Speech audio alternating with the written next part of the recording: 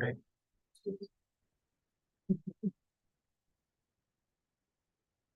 Καλημέρα σας. Good morning. Good morning, everyone.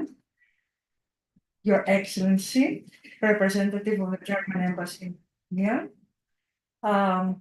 Director of the Cyprus American Archaeological Research Institute, dear co-organizers from Germany, Lebanon, and Egypt, dear colleagues, dear students, ladies and gentlemen, welcome to Cyprus and to the University of Cyprus, and more specifically to the Archaeological Research Unit. I'm very pleased to welcome all of you in the name of my colleagues from the Archaeological Research Unit. My name is Urania Kouka, and I'm the Deputy Director of this nice institution. We will start with the welcoming addresses, and I would like to ask Mr. Dirk Roland Haupt from the German Embassy to give his welcoming address. Please, Herr Haupt.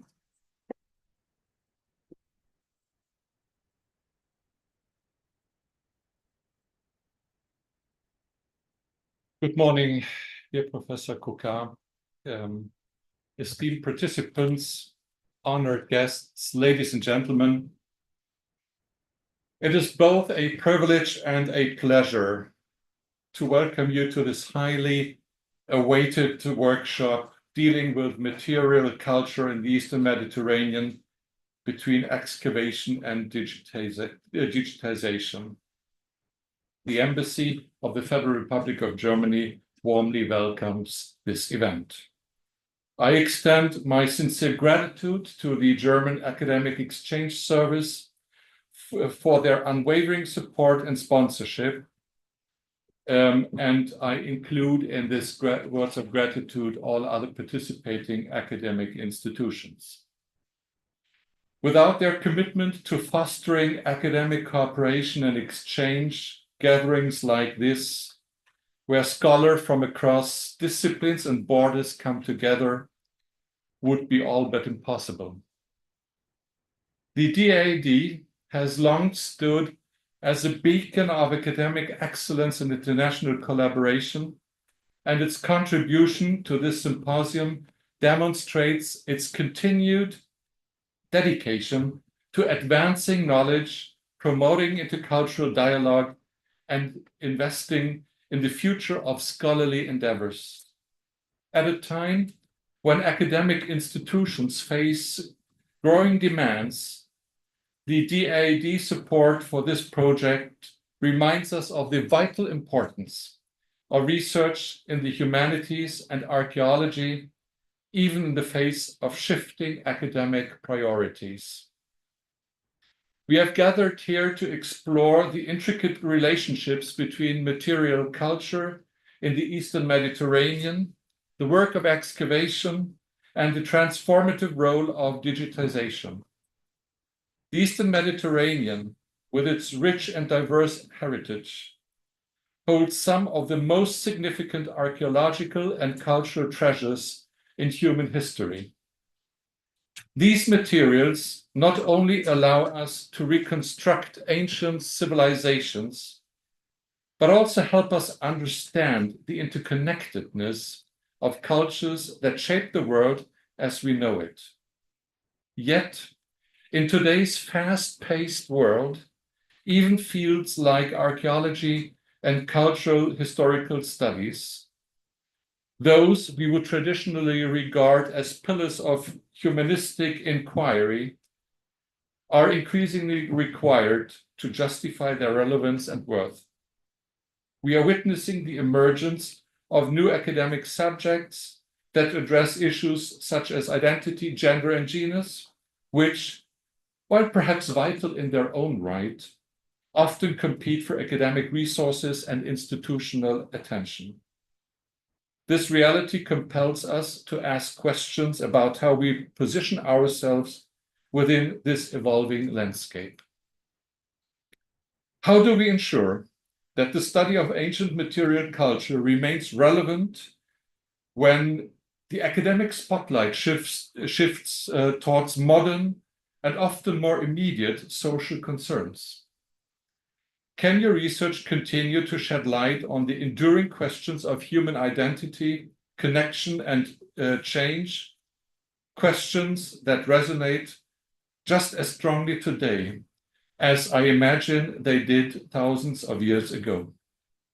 Moreover, what role can digitization play in reinvigorating these fields and making our work more accessible to both scholars and the broader public?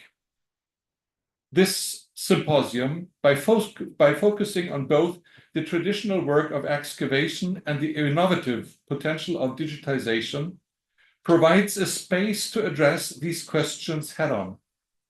By exploring new technologies and methodologies, we are not only safeguarding the material legacies of the past, but also creating pathways for future generations to engage with these treasures in ways that transcend time and geography. In particular, digitization opens up incredible possibilities for preserving, interpreting, and sharing the wealth of knowledge that material culture offers. The digital revolution enables us to archive fragile artifacts, recreate ancient environments, and even democratize access to these materials, allowing scholars, students, and the interested public to interact with the past in ways previously unimaginable. However, as we navigate this terrain, we must also consider the ethical dimensions of digital archaeology. How do we, for instance, balance accessibility with the preservation of cultural heritage? These are the challenges that lie before you, and they are challenges worth addressing. Your work in studying material culture is not merely about cataloging relicts of the past. It is about continuing a conversation with history, a conversation that informs our present and helps us shape our future. This task is more critical now than ever before, as the globalized world becomes more interconnected, yet paradoxically more fragmented. In closing, I am confident that the discussions and exchanges during this workshop will foster new insights, collaborations, and innovations. Once again, I would like to express my deep appreciation to DAAD and all participating academic institutions for their support. And I have to add that as a representative of the German embassy to Nicosia, I'm particularly proud of that the German Academic Exchange Service keeps such a high profile in this subject. For this, I would like to extend our sincere gratitude. To each of you, I express my appreciation for your commitment to advancing this important field of study. Let us make the most of this opportunity to engage, question, and reflect on the past, present, and future of the material culture in the Eastern Mediterranean. I wish you all a productive and inspiring workshop. Thank you so much.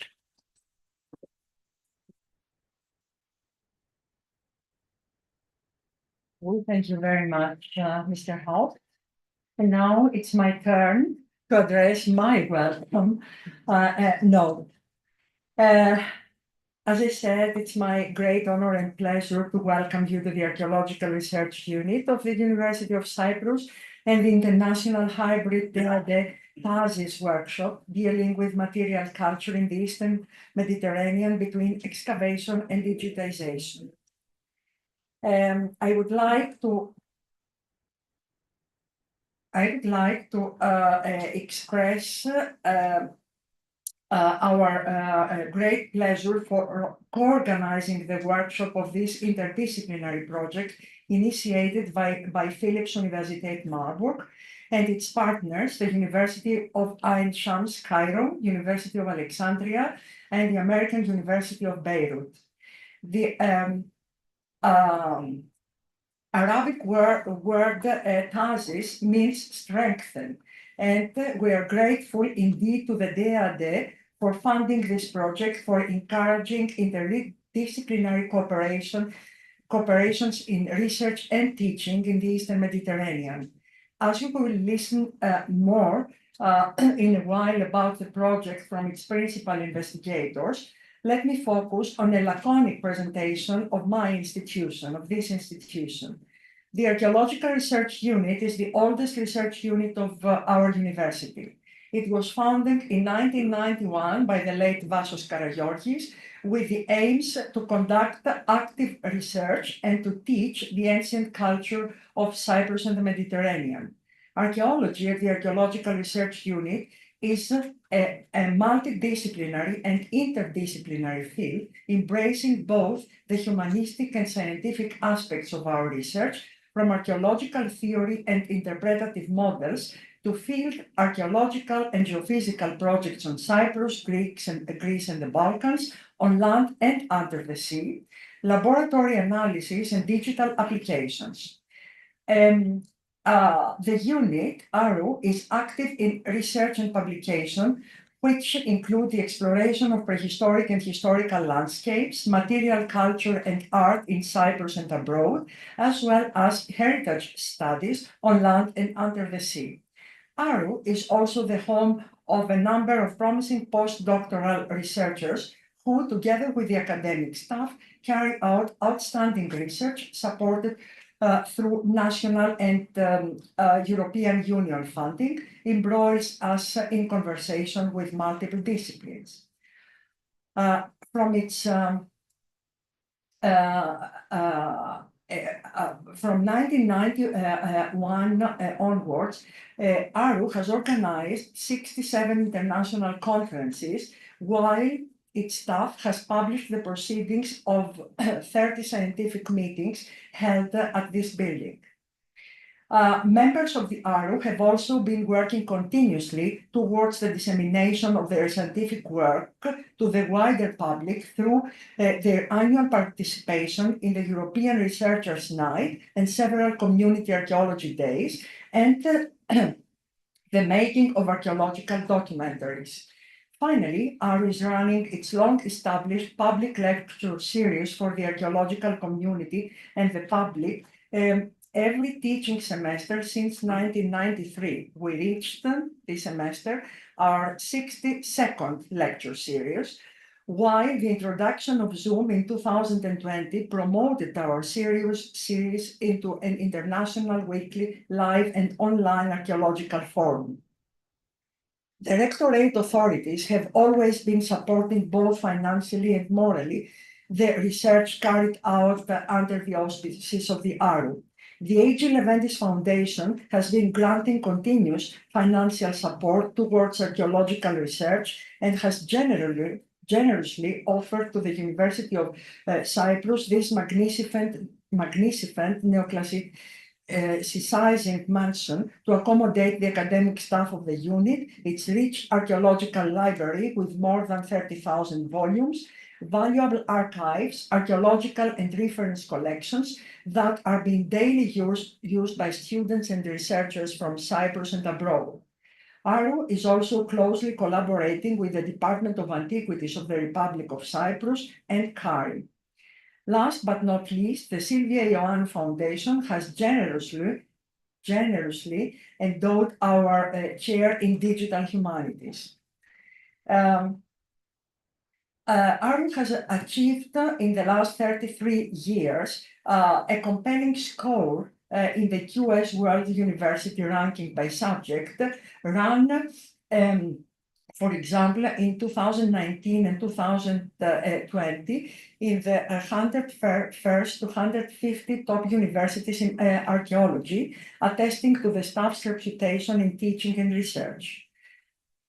through the coordination of European Union and state-funded innovative research projects, the participation of its members in international conferences, and the organization of research workshops and congresses in Cyprus and abroad, ARU continues to contribute actively to the archaeology of the Mediterranean world, engage closely in relevant debates with the archaeological community overseas, and developed international networks.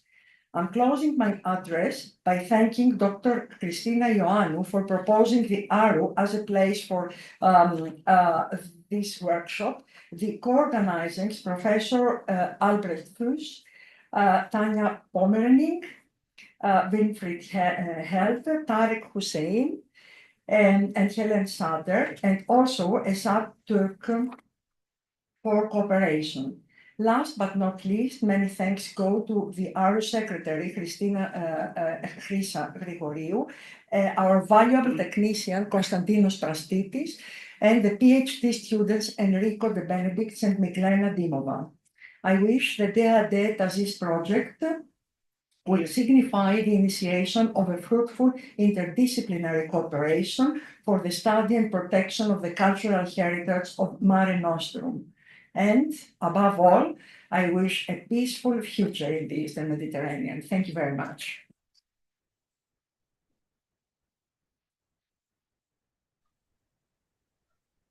The next address talk will be by Tarek Hussein from the American University of Beirut.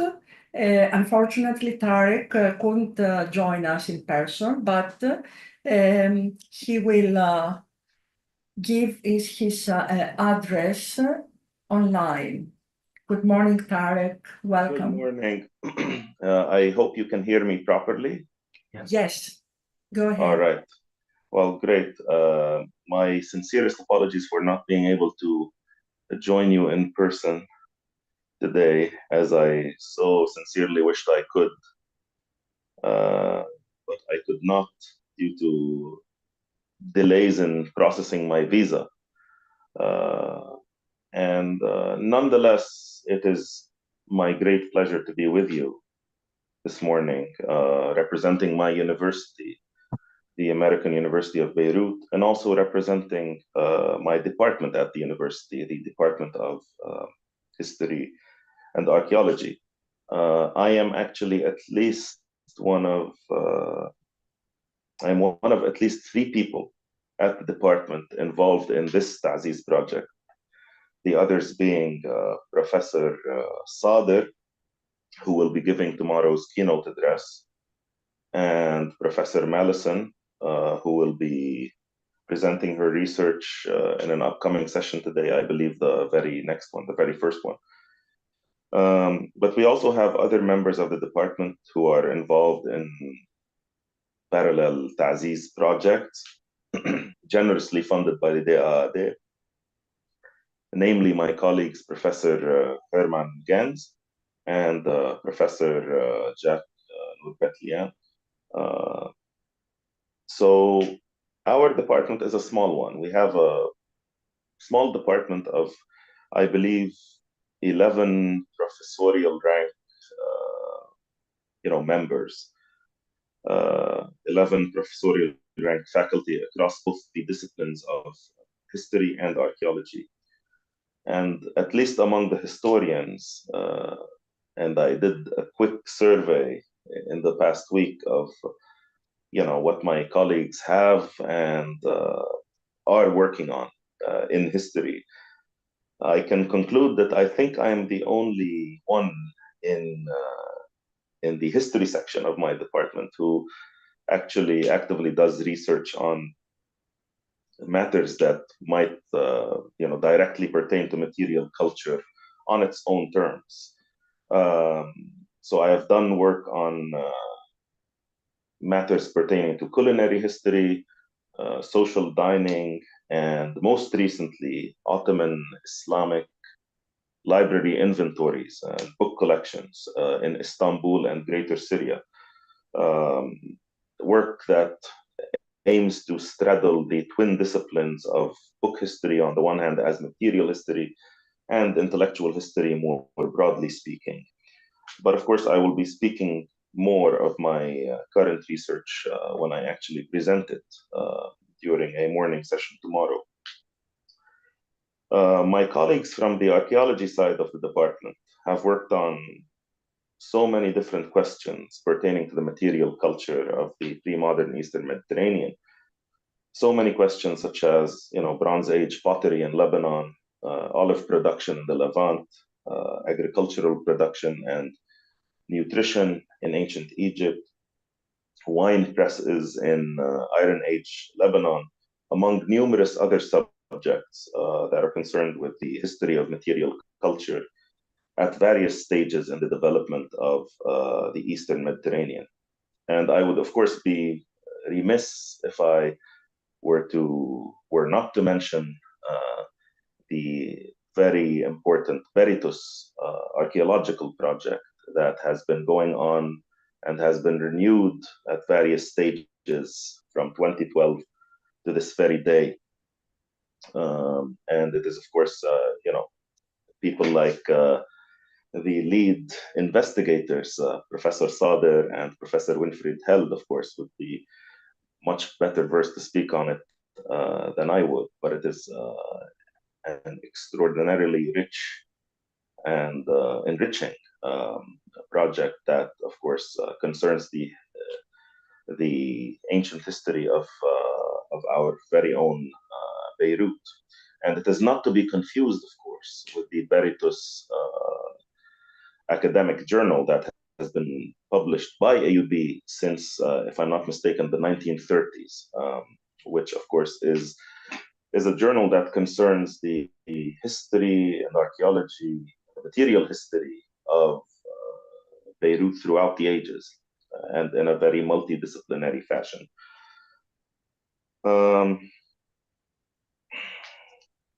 Of course, we at the Department of History and Archaeology at AUB are very happy to be involved, to have been invited to be involved in this project. But on the other hand, it is somewhat, indeed, it is very regrettable that we are unable to serve as hosts to you all at this moment in our troubled region's history. On the other hand, this instability that plagues us has brought a happy byproduct in some sense, because our inability to host you due to the ongoing war has indirectly meant that this project is able to reach a larger and broader audience, thanks to our addition of another partner in Cyprus, of course, in Nicosia. And for that, we are, of course, most grateful, because instead of war, death, and destruction, we are able to add more partners in our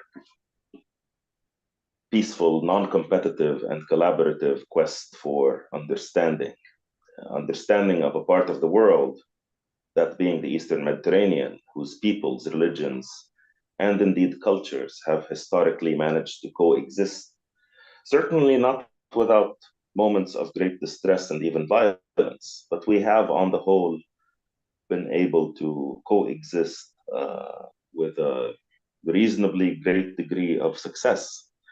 And so may that side of the nature of the Eastern Mediterranean, indeed of the entire Mediterranean, continue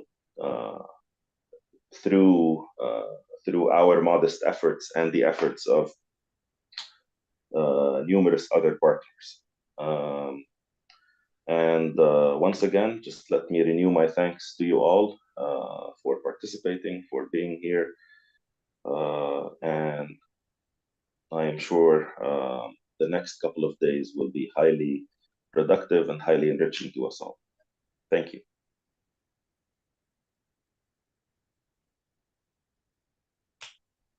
Thank you very much, Tarek, for your address.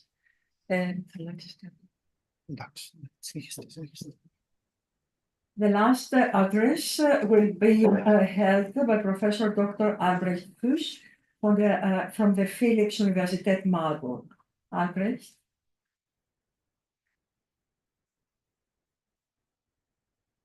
Thank you, Urania.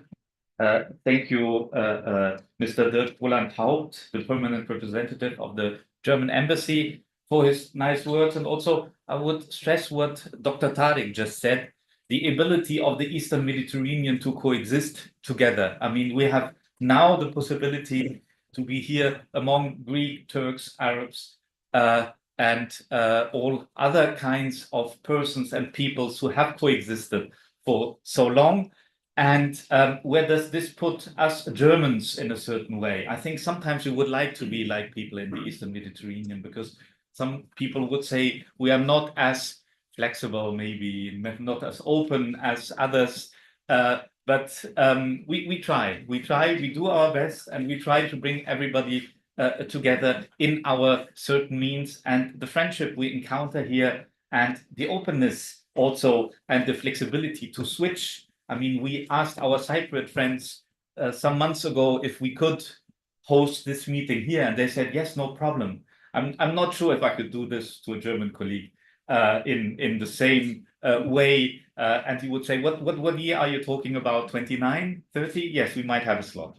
That is something which I'm really open. And I think this is this openness. And of course, we are here in Cyprus. And I mean, Cyprus, and this is we have been here already for some time. It's like this hub of exchange. Everybody has to come around here. I mean, it's also because of the currents. You cannot really go from Egypt without crossing Cyprus in the medieval period. In a certain way, everybody has to be here and come through it. And that's also what shapes Cyprus as this important hub. And so we are so thankful that we can meet here in Cyprus. As you know, we did initially plan to be in Lebanon, which is not possible right now. We hope, and it was already expressed, that Lebanon will be spared more conflicts, and hope to convene at a later date, at a certain time. But this is not, of course, in the hand of us scholars. But we scholars have a different role to play. We have to keep the contact. We have to do the academic. And I will give you this anecdote of some of you know him as well, because we have been talking about him quite often. German traveler Ulrich Jasper Seetzen, who brought the manuscripts from Egypt to Gotha, near to Marburg. And he was asked by his Arab friend Uthman al-Mikati, what use do you have for our religious work? Why do you buy and quote them? And you're not even Muslim. Seetzen answered, these are for scholars who are familiar with the teaching of all religions in the world, so they can make a comparison. That is the opening. But Mikati was asking him, and this is the beginning of the 19th century, why do you do this even now, when the Franks and Europeans fight each other constantly? To this, Seetzen replied, the struggle of the princes have no influence on the work of scholars. They stay at home and continue studying. So this is a point, of course, an anecdote, because it was not true then as well. Of course, the fighting of politicians had influence at that. But the mind is, we can do what we can do. And this is teaching, and this is research, and this is being together. And other things we cannot influence, or we will also not influence. But this is the important to us. So, and that is the point. And also staying at home, I would say, is not an option, especially when you deal with material culture. You have to touch it, you have to smell it, you have to dig into it. I know the archaeologists do this quite a lot. I'm digging into manuscripts, archives, so it's a bit not as challenging, I would say. But we, and that was the project from the beginning, was that we want to do the material culture in an interdisciplinary manner. We will hear conferences from the Bronze Age until the early modern period. And some of these objects have been there all along. I mean, something which emerges in the Bronze Age is sometimes still here. So all these objects have a life throughout history, and this life is changing. I mean, we had the examples in Egypt of the pharaonic stones in the Fatimid wall. Yeah, you can see it. There's a reuse, there's a conception. Manuscripts will relive. So all these objects live, and we live with them, and we grow with them. And that is why we brought this together, where reflection cannot progress without pooling these disciplines and periods: antiquity, Middle Ages, early modern period.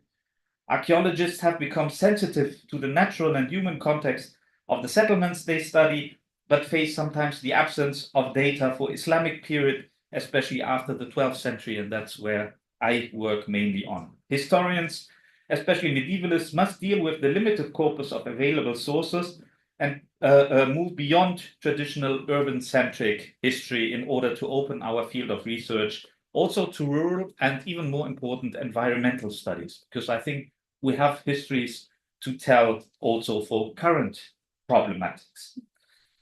So our project tries to bring the fields of Egyptology, antiquity studies, Islamic studies, archaeology, and the history of pharmacy from Marburg University together with other colleagues from Egypt, Lebanon, and now, very thankfully, Cyprus, in order to develop a holistic approach on materiality in research and teaching. At least we try. I mean, we will not achieve, but we have, I mean, some goals you would have. So over the next days, we will have a wide range of topics, but we'll see that especially this broad look at the same region from very different angles will sharpen our view how to understand the Eastern Mediterranean. And I'm really looking forward to listening all the talks we will hear within our project and within our workshop. So thank you very much.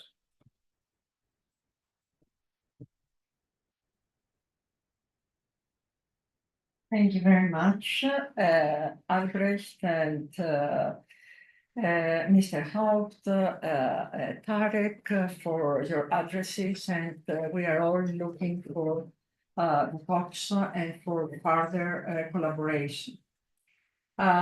We reached on time or a bit earlier, the start of the opening lecture of our conference. This lecture will be held by Professor Dr. Emeritus Dimitrios Michailidis from the Cyprus Academy of Sciences, Letters and Arts, and the second director of this institution. Dimitris has been for 18 years the director of the Archaeological Research Unit.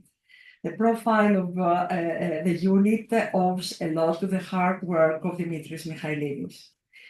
Dimitris is going to give us a talk about medicine from ancient Cyprus, the literary and archaeological evidence. Dimitri.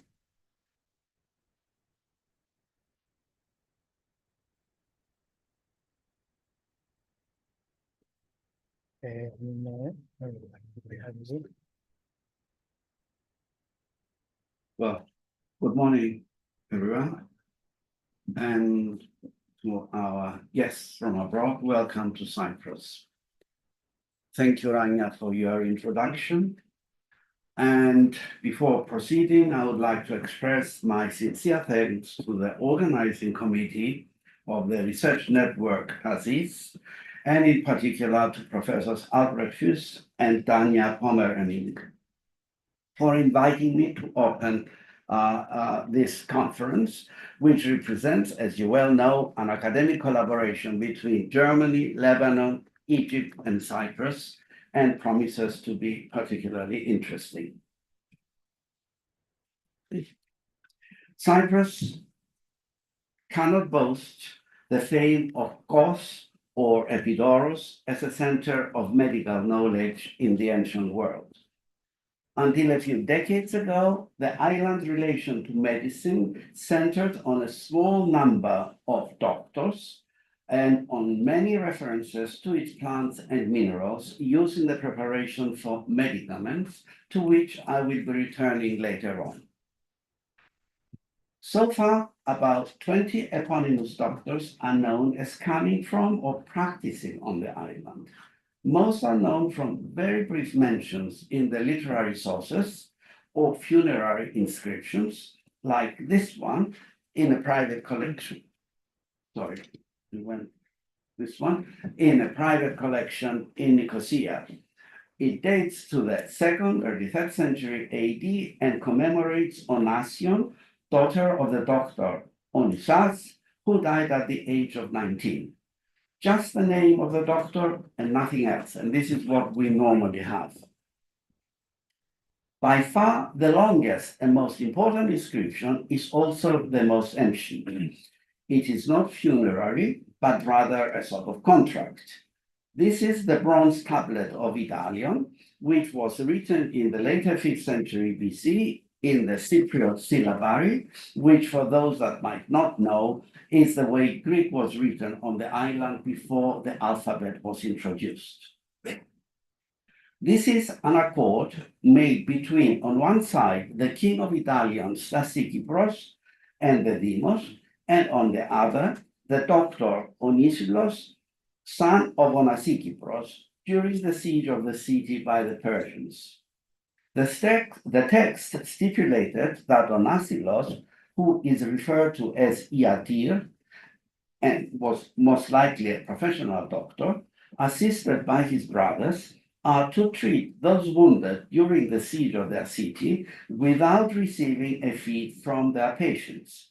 Instead, they would receive silver or land, as well as several privileges, all of which would pass on to their descendants.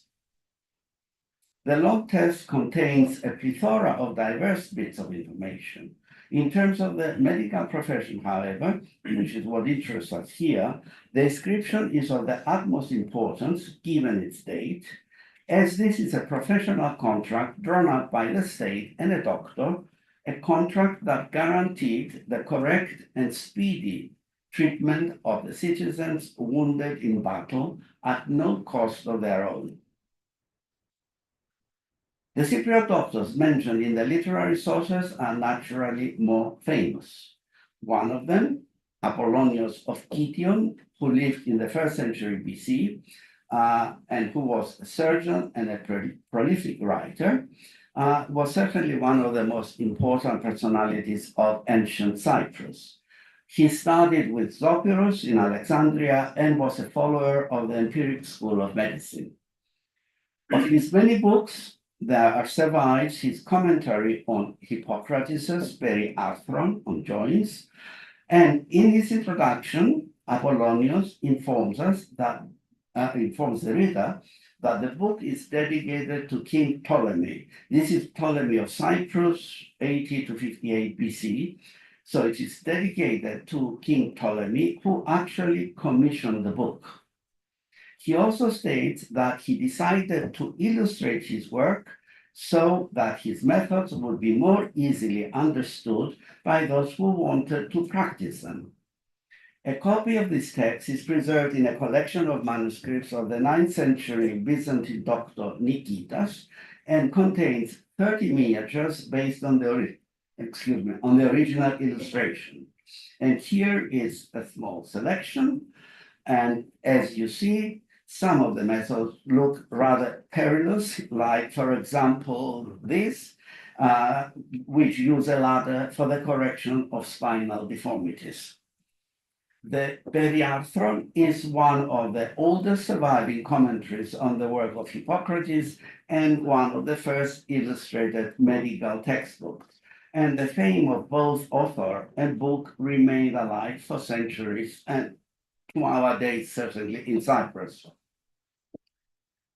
I will return to Cypriot doctors and literary sources later when I talk about medicaments. For now, let us look at some of the archaeological evidence.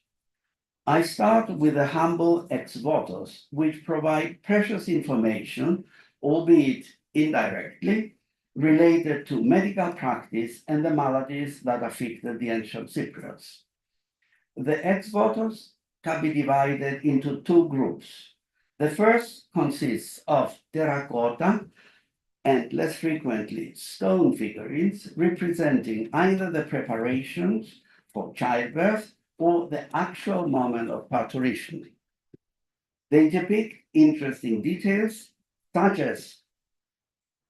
such as the midwife assisting the travailing woman, who is often, but not always, supported by another female figure from behind. The parturient is in a seated position, as was normal in antiquity, either on a stool or on the knees of the assistant. However, there are also terracottas where the parturient is represented standing. These statuettes date mostly to the Archaic period, becoming less frequent by the later Hellenistic and Roman eras, when a new type of ex-voto was introduced. These ex-votos are made of limestone, sculpted either in the round or in high relief, with the representations of the organs or the parts of the human body, for the healing of which the help of the god was entreated. Some of these ex-votos are pretty crude, but there are also several groups which exhibit amazing anatomical detail. Most, but not all, are provided with holes for hanging. In a much less frequent variety, the anatomical details are painted on the flat tile. In a much less frequent variety, the details are painted on a plaque like this, the ones you see here, and one of the most common types in relief, as you can see, represents female breasts, male genitals, ears, single or in pairs, eyes, single, in pairs, and even triplets, and surprisingly, female organs, which are commonly found outside the island, like the uterus, are totally absent in Cyprus. Some of the ex-votos seem to be offerings thanking a deity for the cure of some ailment. I believe, however, that many of them were dedicated by the sick persons or members of their family with the prayer that the deity would cure a trauma, an illness, or an infirmity. In fact, in some rare cases, there is an inscription or extra detail applied in paint, making the nature of the ailment more explicit. The lobes of these ears, for example, bear syllabic inscriptions. The meaning of one is obscure, but the proposed reading of the other is, "I belong to a deaf person," leaving no doubt as to what the problem is. The swollen lips of this face must be indicative of the condition, as are the male genitals with considerable swelling of the pubic area and the red dot. Similarly, the lack of the left eyebrow and above all the dilated pupil of the left eye of this face must be indicative of the dedicant's complaint. It has been suggested to me by doctors that this is a Holmes-Addis syndrome or an Argyll-Robertson pupil, but I'm no doctor and I cannot judge. That's what doctors say. In some rare cases, inscriptions inform us of the god or deity to which a given ex-voto was dedicated. One mentions Serapis, Isis, and Anubis, and several are dedicated to Theos Ipsistos, the highest of gods. But no doubt there were dedications to many other gods too.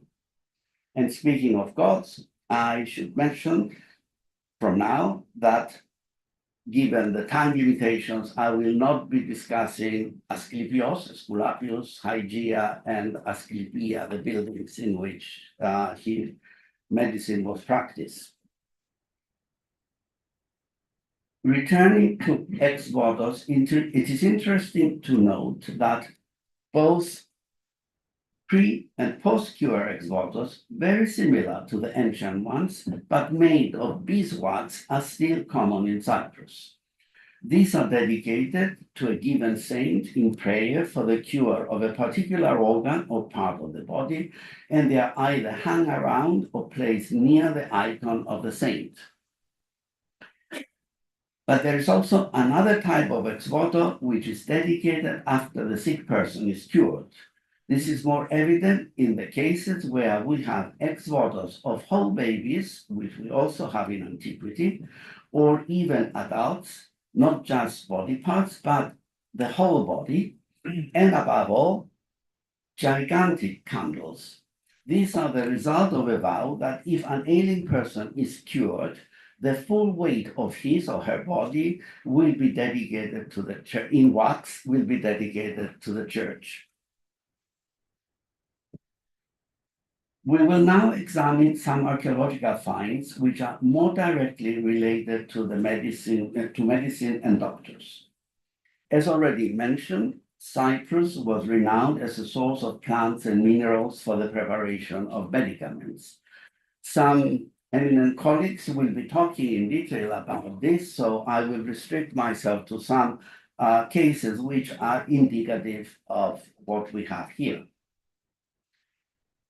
In a fragment of Aristotle's Physics, we read, quote, "It was found on the island of Cyprus that there was a mountain larger and higher than all others, which was called Troodos, where there were many different kinds of plants useful for the art of medicine. And if I attempt to talk about each one individually, time will not be sufficient to tell everything." Further on, he adds, quote again, "Troodos has many mines of gold and silver and copper and stypteria, split and white and true stypteria, and sorry and yeast of gold and misi and chalkitis and other metals." And as we will see, all these strange sounding minerals were also used in medicine. The local tradition in the use of these substances was also known to two of the most eminent scientists of antiquity, Dioscurides and Galen. In his the great Dioscurides mentions and explains the use of at least 24 vegetal and mineral pharmaceutical substances from Cyprus, giving their medicinal properties. And it was certainly this fame of the medical substances of Cyprus that led Galen to visit the island in 166 AD. Galen mentions that he came to Cyprus expressly for the minerals and their use in medicine, and because, quote, "I wanted to do research in Cyprus about these medicines, and because I had a friend who had a great deal of power on the island and was closely connected with the director of the mines. And this gave Galen access to the actual mines. I bought from there," he continues, "a lot of cadmia and diffries, spodion, pompholics, and copper ore, and misi and sori and halcanthos." He also gives a huge amount of information on these and other minerals, on how to prepare the recipes and how to use them, as well as an absolutely unique description of an ancient mine, the mines of Soli, and the dreadful conditions the slaves worked in order to extract the minerals. Remains of the ancient mining activities are still visible, and as you can see on the screen, even the original logs of wood, now completely impregnated with metal, still support galleries, probably the galleries that Galen himself visited. The plants and minerals mentioned in the written sources are indeed many, and as Aristotle states in the passage I quoted earlier, if I attempt to talk about each one individually, time will not be sufficient to tell everything. Also, the identification of the minerals mentioned is often very difficult and does not always find everyone in agreement. I will limit myself to two of the most important. For some, such as cadmia, pomfolix, lepis halcou, we learned that the best quality came from Cyprus, but we are not absolutely sure what they actually are. There have been proposals, but they are debated. We are certain, however, that the misi of the ancients was chalcopyrite, sulfide of copper and iron, and the use of Cypriot misi in medicine is discussed by, amongst others, Aristotle, Dioscorides, and Pliny. Pliny, in fact, characterizes Cypriot misi as the best, while Galen tells us that the quantities of misi he collected in Cyprus from the mines of Soli and took back with him to Rome were large enough to last him for the next 30 years of his medical practice. Equally important was halcanthos, the hydrated copper sulfate or blue vitriol, which was also used for making ink. This photograph of the galleries of the mines of Mathiatis brings to mind the words of the 10th century lexicon known as the Suda. Quote, "Halcanthos is water that solidifies in the mines of Cyprus, very strong with generous styptic and calorific properties, which more than any other medicine can embalm and desiccate moist flesh." Strabo mentions the use of halcanthes of Damascus in medicine, and Pliny lists more of its properties. Quote, "Mixed with honey, it is taken to remove intestinal worms. Diluted and injected as drops into the nostrils, it clears the head.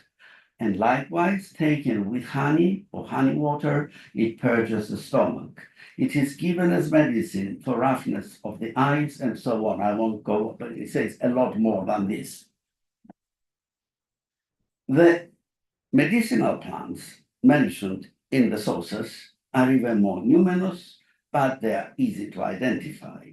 As we'll be hearing more on this theme by our colleagues, I will limit myself to some examples for which there is archaeological, not literary, sometimes literary too, but archaeological evidence. Of prime importance is a pottery sherd from the villa of Theseus in Paphos, which bears the inscription "Hypochistidos Hilos" written in ink. This is a fragment of a pot containing Hypochistidos Hilon, a well-known tonic and astringent. It was prepared from the Chitinus hypochistis, a parasite growing on the root of the rock rose, the cistus, hence its name, Hypochistis. The juice of Hypochistis in wine or mixed with other medicaments had a multitude of uses, especially for the treatment of hemorrhages and the healing of the wounds and ulcers, particularly those of the genitals. It was also an important ingredient of medicines for the stomach and the digestive system. And I should mention that the cistus is perhaps the most important of all medicinal plants of Cyprus, as it was widely used for the preparations of laudanum or labdanum, a substance used in perfumery and medicine right up to the 20th century. A group of microamphorae of a very specific type must also be interpreted as containers of some kind of medicament. 9 examples are known so far, 4, if not 5 of which were found in Cyprus. 1 comes from Beirut, and the other 2 were acquired in the antiquities market. So a Cypriot origin is likely for all of them.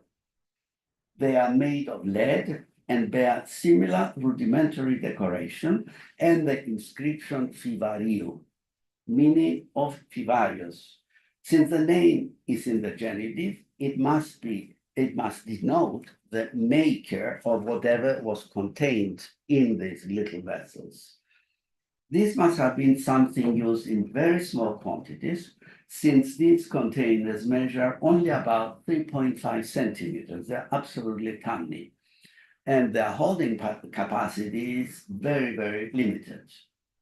One possible candidate would be perfume, but I think this is not very likely given that these are made of lead. I opt for a collyrium for two reasons.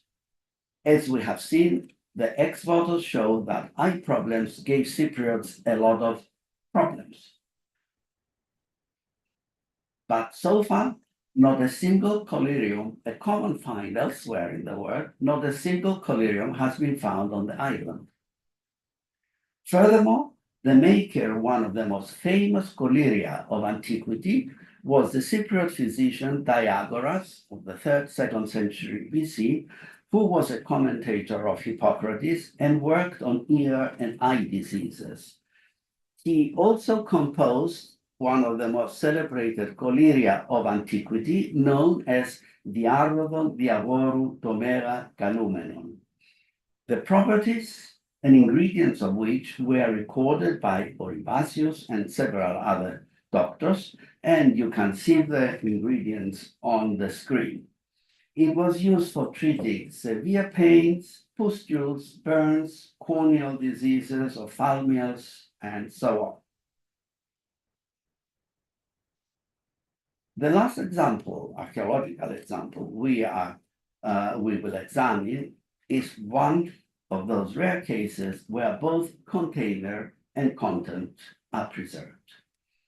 These are bronze cylindrical boxes found in the so-called tomb of the surgeon in Paphos, dated to the late 2nd, early 3rd century AD, which we will examine in more detail shortly.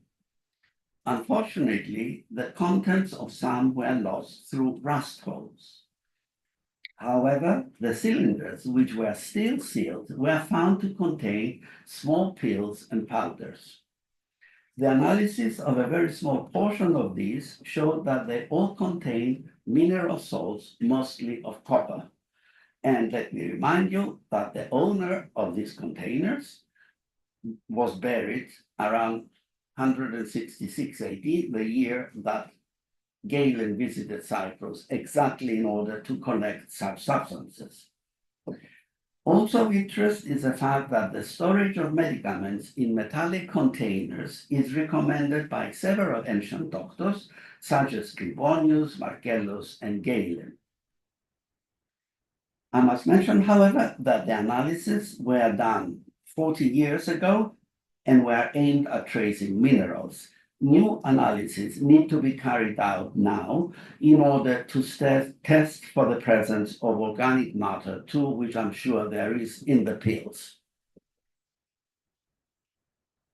The cylindrical medicine containers were found in the tomb of the surgeon in Paphos, and which, despite the looting and heavy disturbance, yielded several pottery and glass vessels and objects of stone and bone, as well as 25 identifiable surgical instruments made of either bronze or iron, or both, the most important of which I will show you now. I start with a cylindrical container, the one on the left, similar but slightly longer and more slender than those containing medicines next to it. It was in fact an etui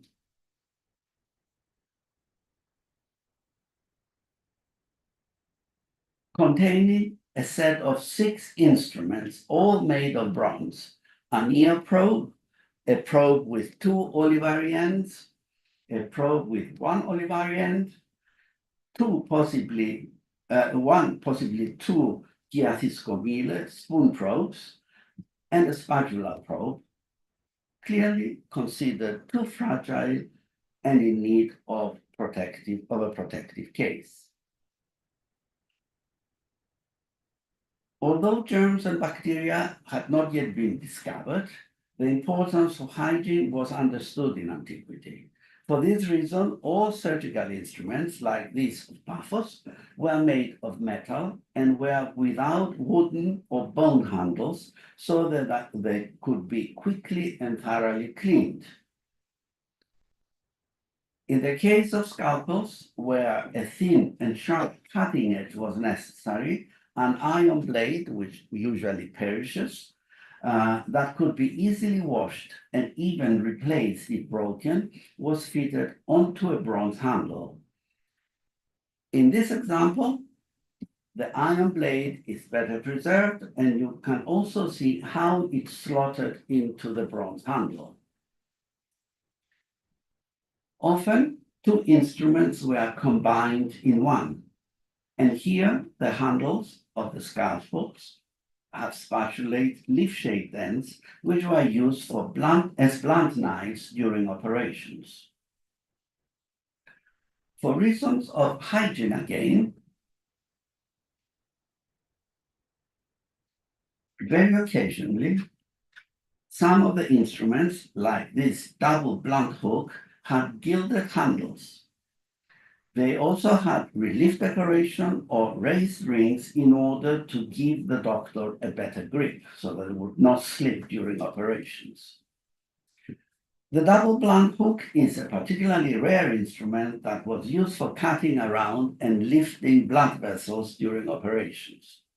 Similar, but not quite the same, blunt hooks have been found in the so-called Domus del Chirurgo in Rimini, in Italy, to which I will refer later on because it is of the highest importance in relation to Cyprus. Here, you see iron shears, which had a general use as scissors, but also for operations in the ventral area and for the removal of hernias and fleshy growths from the body. And one shudders at the thought of all these procedures being carried out without anesthetic, some wine, and possibly opium sometimes. Bone levers are a standard tool of Roman surgical instrumentaria. The Parthian surgeon had a set of iron levers for the bone of different sizes to be used as each case required. Here you see two fitted on either side of a bronze handle. The middle part is bronze. The ends, which were the ones that needed to exert the force, are made of iron because it's stronger. You can see how they slotted into the handle, and the larger one below secured with pins to make sure they would not move during the operation. And also that again, they could be replaced if they were broken. Another common but always fascinating tool is in the surgeon's armory was the bleeding cup. Cupping could be dry or wet, and dry cupping is still practiced by few people on the island. It is in fact coming back into fashion amongst Hollywood stars and athletes, and it is spreading again even on the island. It increases blood circulation, relieves muscle tension, and promotes the repair of cells. But you can also treat just about everything else with it. The narrow neck and bulbous body of the Paphos example shows that it could be used for wet cupping. In wet cupping, the body is scarified first, and then the cup is applied so as to extract the bad blood and cleanse the body. At first sight, a stylus, the writing instrument par excellence of antiquity, might seem out of place among surgical instruments. However, Galen mentions its use for the extraction of teeth, not very pleasant thought, but anyway, and Hippocrates for the removal of secundarins. Its chisel-like eraser end could also be used for cauterizing wounds and other blemishes on the body. I have left for last the most important, because so far unique, instrument of the Parthian collection. This is a syringe-like bronze, about 20 centimeters long, consisting of a hollow tube open at one end. The other end is fitted with a thin tube with a perforation at the tip and possibly another one near it on its side. At first, I thought this was a clister, an enema, but its size made me rethink and propose that it is a piulkos, an instrument mentioned by Galen and described in certain detail by Heron of Alexandria. Indeed, it fits Heron's description, as inside the tube there are remnants of a tight-fitting plunger made of bronze and fitted with a wooden handle. This would act like a syringe. It looks like, I mean, the way it functions is like a syringe with a plunger, however, not a pressure. The identification is now, as a piulkos, is now generally accepted, and the Paphos example remains the best fitting instrument that the best instrument that fits Heron of Alexandria's description. The instrument was used for injecting drugs into the ear, the prepuce, fistulas, and other cavities, and with a reverse motion as a plunger for cleaning wounds and absorbing fluids, and above all, and its Greek name implies, for removing pus from wounds and ulcers, piulkos, for removal of the peel. This stone palette, again from the tomb, is of a type that we find commonly in tombs of women, usually because they were used for, they had a cosmetic use for preparing ointments and powders, but they were also used by doctors for, again, for preparing medicaments, for crushing them on the palette, but also for sharpening their instruments, as the scarification, the scratches on the edge of this palette show. A similar object, also of a definite medical use, brings us to a more recent discovery made during the excavation of the Agora of Paphos. As we have seen in the tomb of the surgeon, delicate instruments were kept in a tubular etui. Here we have a rectangular cassette, the other standard way of storing and carrying surgical instruments. The wooden box has perished, but the hinged bronze lid survives, and the instruments contained in the cassette are generally similar to the ones from the surgeon's tomb, also in Paphos, but much fewer and on the whole lighter and simpler. As well as a palette, the set includes a bone lever, a spatula, an ear probe, a hook, and a pair of tweezers, all made of bronze, as well as a small lever made of iron. The find is dedicated to the first quarter of the 2nd century AD, that is about 50 years earlier than the tomb of the surgeon. How all these instruments were used is known from the accounts of ancient writers. By contrast, there is absolutely no information on another very important group of finds. These also come from Paphos, and I should explain that one of the reasons that Paphos has given so much information is because Paphos was the Hellenistic and Roman capital of the island, and also because it has been excavated methodically for several decades now. The objects I'm talking about, which are not mentioned anywhere in the sources, are pottery vessels of different types,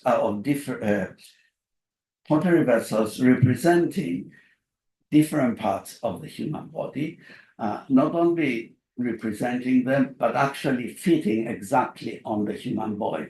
The underside is molded on actual humans, so it is an exact fitting when they are used. The vessels are very thin. The walls are very thin, barely 3 millimeters thick. It must have been a kind of hot water bottle that acted like the emblastra, the plasters, and the thermasmata mentioned by Hippocrates and Galen. Filled with a warm liquid, they were applied to the aching or ailing part of the body in order to cause hyperemia and relieve pain. Obviously, they were not used altogether, as in this photograph, but only on the ailing part. As you can see, there are vessels for just about everything, the thorax and even the male genitals. What you've seen up to now is the most famous group of this hot water bottles, found all together near the house of Dionysus in Paphos.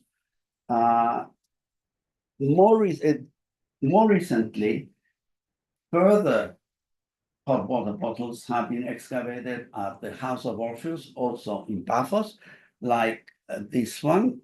You see the inside of one for the ear, which are actually of finer quality than the ones from the house of Dionysus, and include new types. Ears we have already, but the one at the top here, of course, the main part is broken, but the only thing that could fit is a woman's breast. And so far, we don't have anything specially for women, so it would fit. And the one below is unique in the sense that it is used in an entirely different way. All the ones we've seen up to now are applied onto the body. In this case, the foot actually rests on it. That's why you have the impression of the foot. Again, to relieve tired legs or painful feet. So this is a new type. Such hot water bottles with realistic anatomical detail are unknown elsewhere on the island. In fact, the Paphos vessels were considered unique in the ancient world, save for one example found in the sea off the coast of the island of Chios. Recently, however, a hot water bottle for the right foot was discovered in the Domus del Chirurgo in Rimini, in Italy. The house, destroyed by fire around the middle of the 3rd century AD, yielded an array of pottery and glass vessels and the most important medical collection in the ancient world, consisting of 150 metal surgical instruments. Here are some, and here are some more from this incredible collection.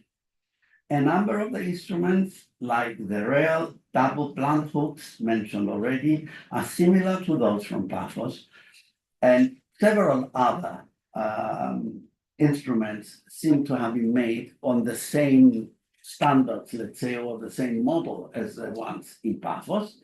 But above all, it's a hot water bottle, which is identical to the Paphian examples. This is the only one found outside the island, except the one off the coast of Chios. The Rimini surgeon appears to have been a sophisticated Grecophone who came from the Greek East. We know this from, there is an inscription on the wall of the house saying, Ευτυχής homo bonus, a good man. Ευτυχής is the name of the doctor, a good man. It must have been one of the patients that was cured and wrote this inscription. There are also there's other evidence indicating that this doctor came from the East. when we put the two groups of instruments together, we can see how many similarities there are between Cyprus and Rimini, and something that shows that the Parthian medical practice was on a par with centers closer to the central government, to Rome and mainland Europe.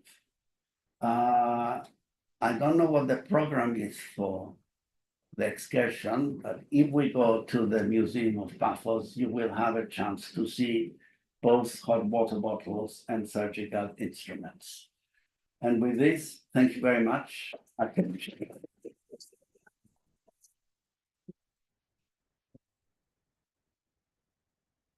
We thank you very much, Dimitri, for this wonderful presentation based on your long life research, among thousand other things, on ancient medicine of Cyprus.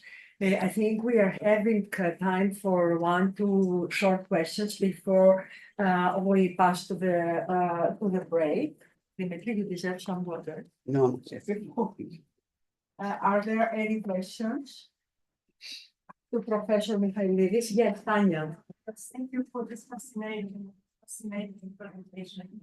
Really, I never saw these vessels, and I'm so fascinated also by the vessels, including medicines. So I was wondering whether the Nicosia vessels, also the small vessels where you saw this helium. So did you find any residues into them as well? They are all old finds, unfortunately. They are not on exhibition. You have to dig in the basement of the Cyprus Museum to find them. I have not done any analysis myself. In fact, I only located them fairly recently. I didn't know of their existence, and it's very sort of bits of information here and there, but starting from Beirut, actually, because the first example I met with was the one from Beirut, and then I ended up in Cyprus. So more work needs to be done on those, yeah. Yeah, and also the metallic vessels, if they had copper in it, it also makes sense that it was a helium. Yes, but copper or byproducts of copper were used for practically everything. Okay. Yeah. But while comparing it to Egyptian vessels, it could just Because they're long. yes. But it's a common way of storing medicines in antiquity. Okay. There is a shipwreck that was found a few years ago off the coast of Italy, which was obviously carrying medicines across the Mediterranean, which has dozens and dozens of them filled with different medicaments, not just one. Okay.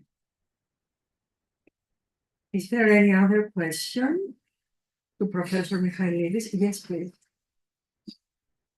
The last little say Rimini is the only piece outside the island of Cyprus. But the connection between Cyprus and Alexandria being from my beginning is thinking very tight. Do we have any similar property like this in Alexandria? As far as I know, no. There is nothing published, and I've never seen anything in an Egyptian museum similar to this. We have some later ones in Egypt, which, however, are not anatomical. They are curved vessels that would fit the back here, which must have acted in the same way, but not the detailed anatomical examples like the ones here. But of course, there is always a big connection, especially with the doctors of Cyprus and Alexandria. Many of them studied in Alexandria or practiced in Alexandria. So it's a close relationship.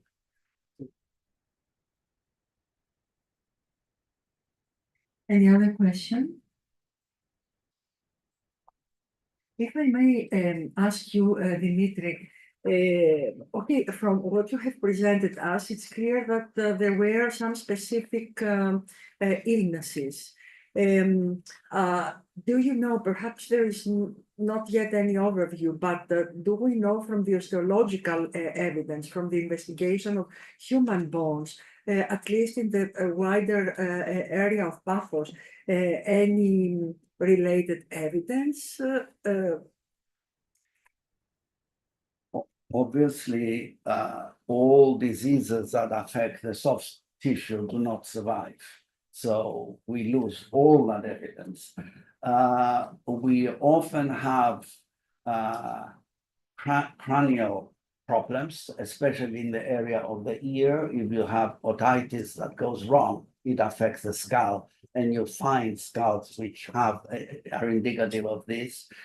Also, anemia, which makes the skull swell in order to produce more blood, red corpuscles.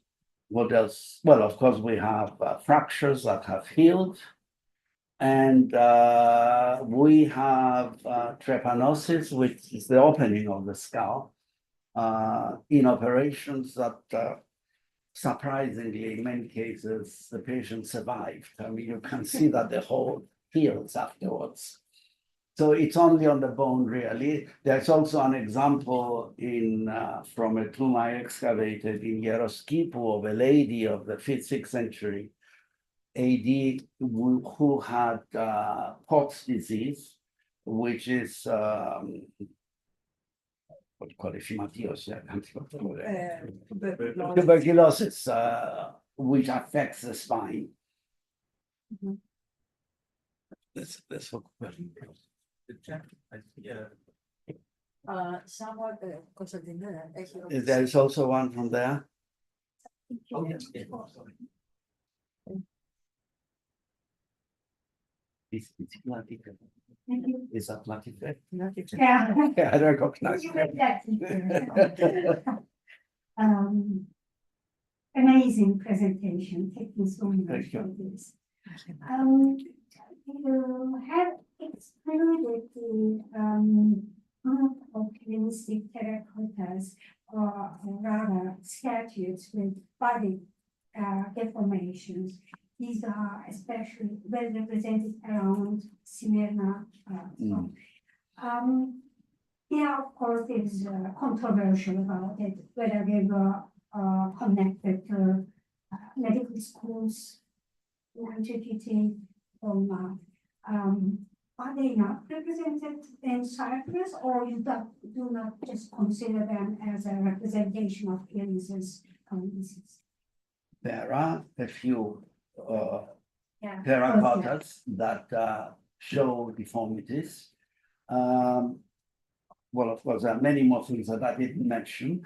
One of the reasons I opted for not mentioning them is because most of them seem to be caricatures, not politically correct today, but they're caricatures rather than representations of sick people. So the hunchback, the dwarf, the bent legs and all that, we do have them, but not very many. It's very difficult to distinguish. Yeah, of course it is. Yes, yes. And also another issue is many objects you have shown that they have religious use, they have superstitious uses, and they are really practical medical uses. And it's, for us as archaeologists, it's very difficult to distinguish if we don't know exactly the context. And in many cases, we do not know. Unfortunately, you're right. Unfortunately, most of the ex-votos, if not all, of the ones I've shown, are 19th, early 20th century finds with no other information except where they were found. There's nothing else. But they were clearly found in sanctuaries. They are ex-votos in sanctuaries. Yep. There is an online, okay, one from the audience and one from Heba Saad. Good morning. Yes, it's Christina. Thank you very much. I would like to ask you about this custom of circumcision that you have with the temple boys in Cyprus and also in Lebanon. do you know that it was something related with the doctor, or it was something that was made by someone, a specialist, let's say? Do you have something, for example, that shows the procedure of this custom or not? You are touching a very difficult subject. I don't, temple boys are problematic. They've been discussed again and again. They are certainly part of our initiation process, not certainly, more likely part of our initiation process. But also, if my memory serves me right, there is an example in marble from Lebanon with an inscription to Eshmun, which implies the cure of the boy represented. So it must have had another, implies the cure. We probably had several meanings. The fact, though, that we have so many boys and no girls is again indicative, probably, of initiation of boys more than girls. Okay, thank you. There is an online question by Heba Saab. She's speaking in the afternoon. How the hot water bottles were used in relation to the indicated parts of the body? Do we have a record of magical power attributed to them? No, like today, if we hurt somewhere, our tummy hurts, we can put a hot water bottle on it or a warm compress to relieve pain. And this is how they were used in antiquity, and this is why they fit exactly onto the body they are meant to treat. So, I mean, they really do fit. And the one of the ear that I showed you, if you put it in your ear, it goes right through into the ear. It was molded on a human ear and then made it to a pot. They were filled with liquid, obviously, and it's interesting to note that the neck of the vessel is placed very carefully. You can see how it was used. It's not placed on the side of the ear, for example, because if they put it on the ear, the liquid would pour out. They put it on the top, so we know it was used in a vertical position. We don't know what they were filled with. None was found complete, and none was analyzed to see if there are any traces of whatever they contained. But judging from the emblastra and the thermasmata that are described by ancient doctors, they must have had something warm inside them. A very possible candidate is olive oil, because olive oil retains its heat much more than water. So, but it's just a guess. Does that satisfy? I think you have satisfied all of us with your wonderful contribution. I think it's time for the break, the first coffee break for 15 minutes. Thank you very much, Dimitri, and thank you very much for having joined us this morning. We are going to continue in 15 minutes with the session on pharmacy. Thank you very much.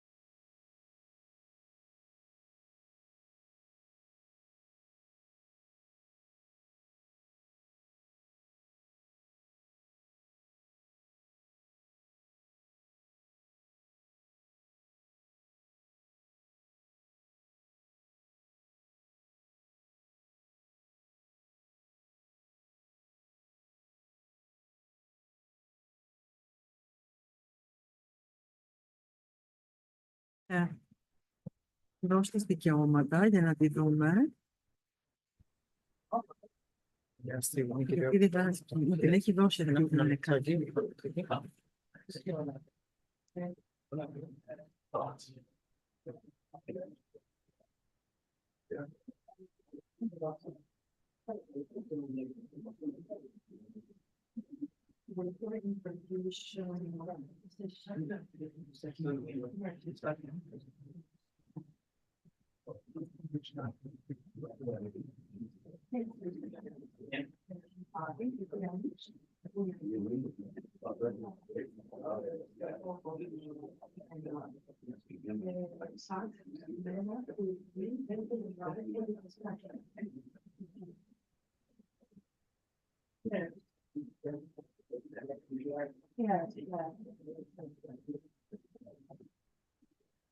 So, thank you very much, and welcome back for the next session on pharmacy.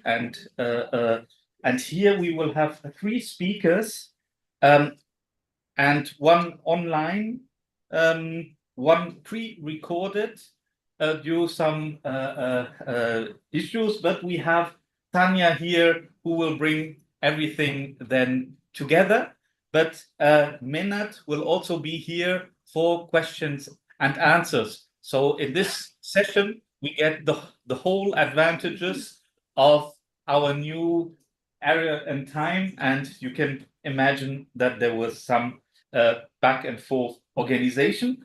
But we are all very much looking forward, because the title is so nice: Lost in Translation, Understanding Botanical Terminology in Ancient and Historical Texts. And we would like Claire to start right away. Hi, you can hear me?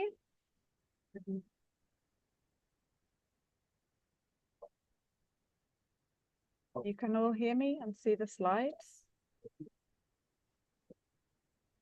Can you speak? Could you also turn on your volume? My volume is at maximum.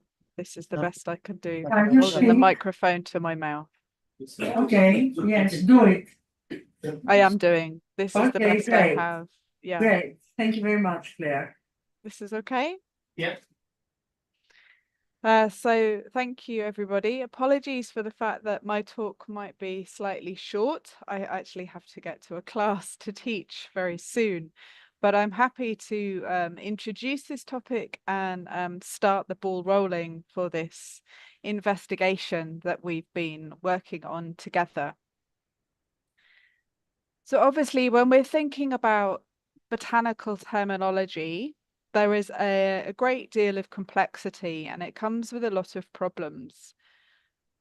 One of the first things we face if we want to start looking at it is obviously various levels of misinformation.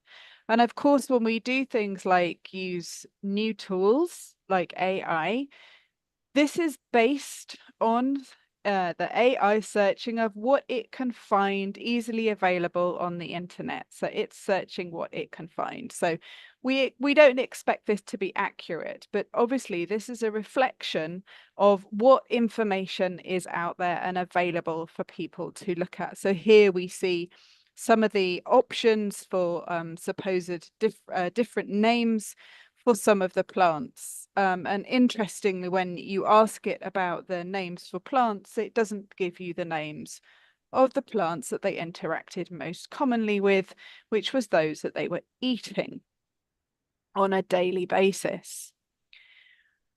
If you want to go back a level and see what sources like Google say, this is also loaded with a really heavy level of misinformation. When I searched for ancient Egyptian name for wheat, it gave me this as a result. This is absolutely nothing to do with ancient Egypt. This grain never existed in ancient Egypt. So this is a really bad level of misinformation.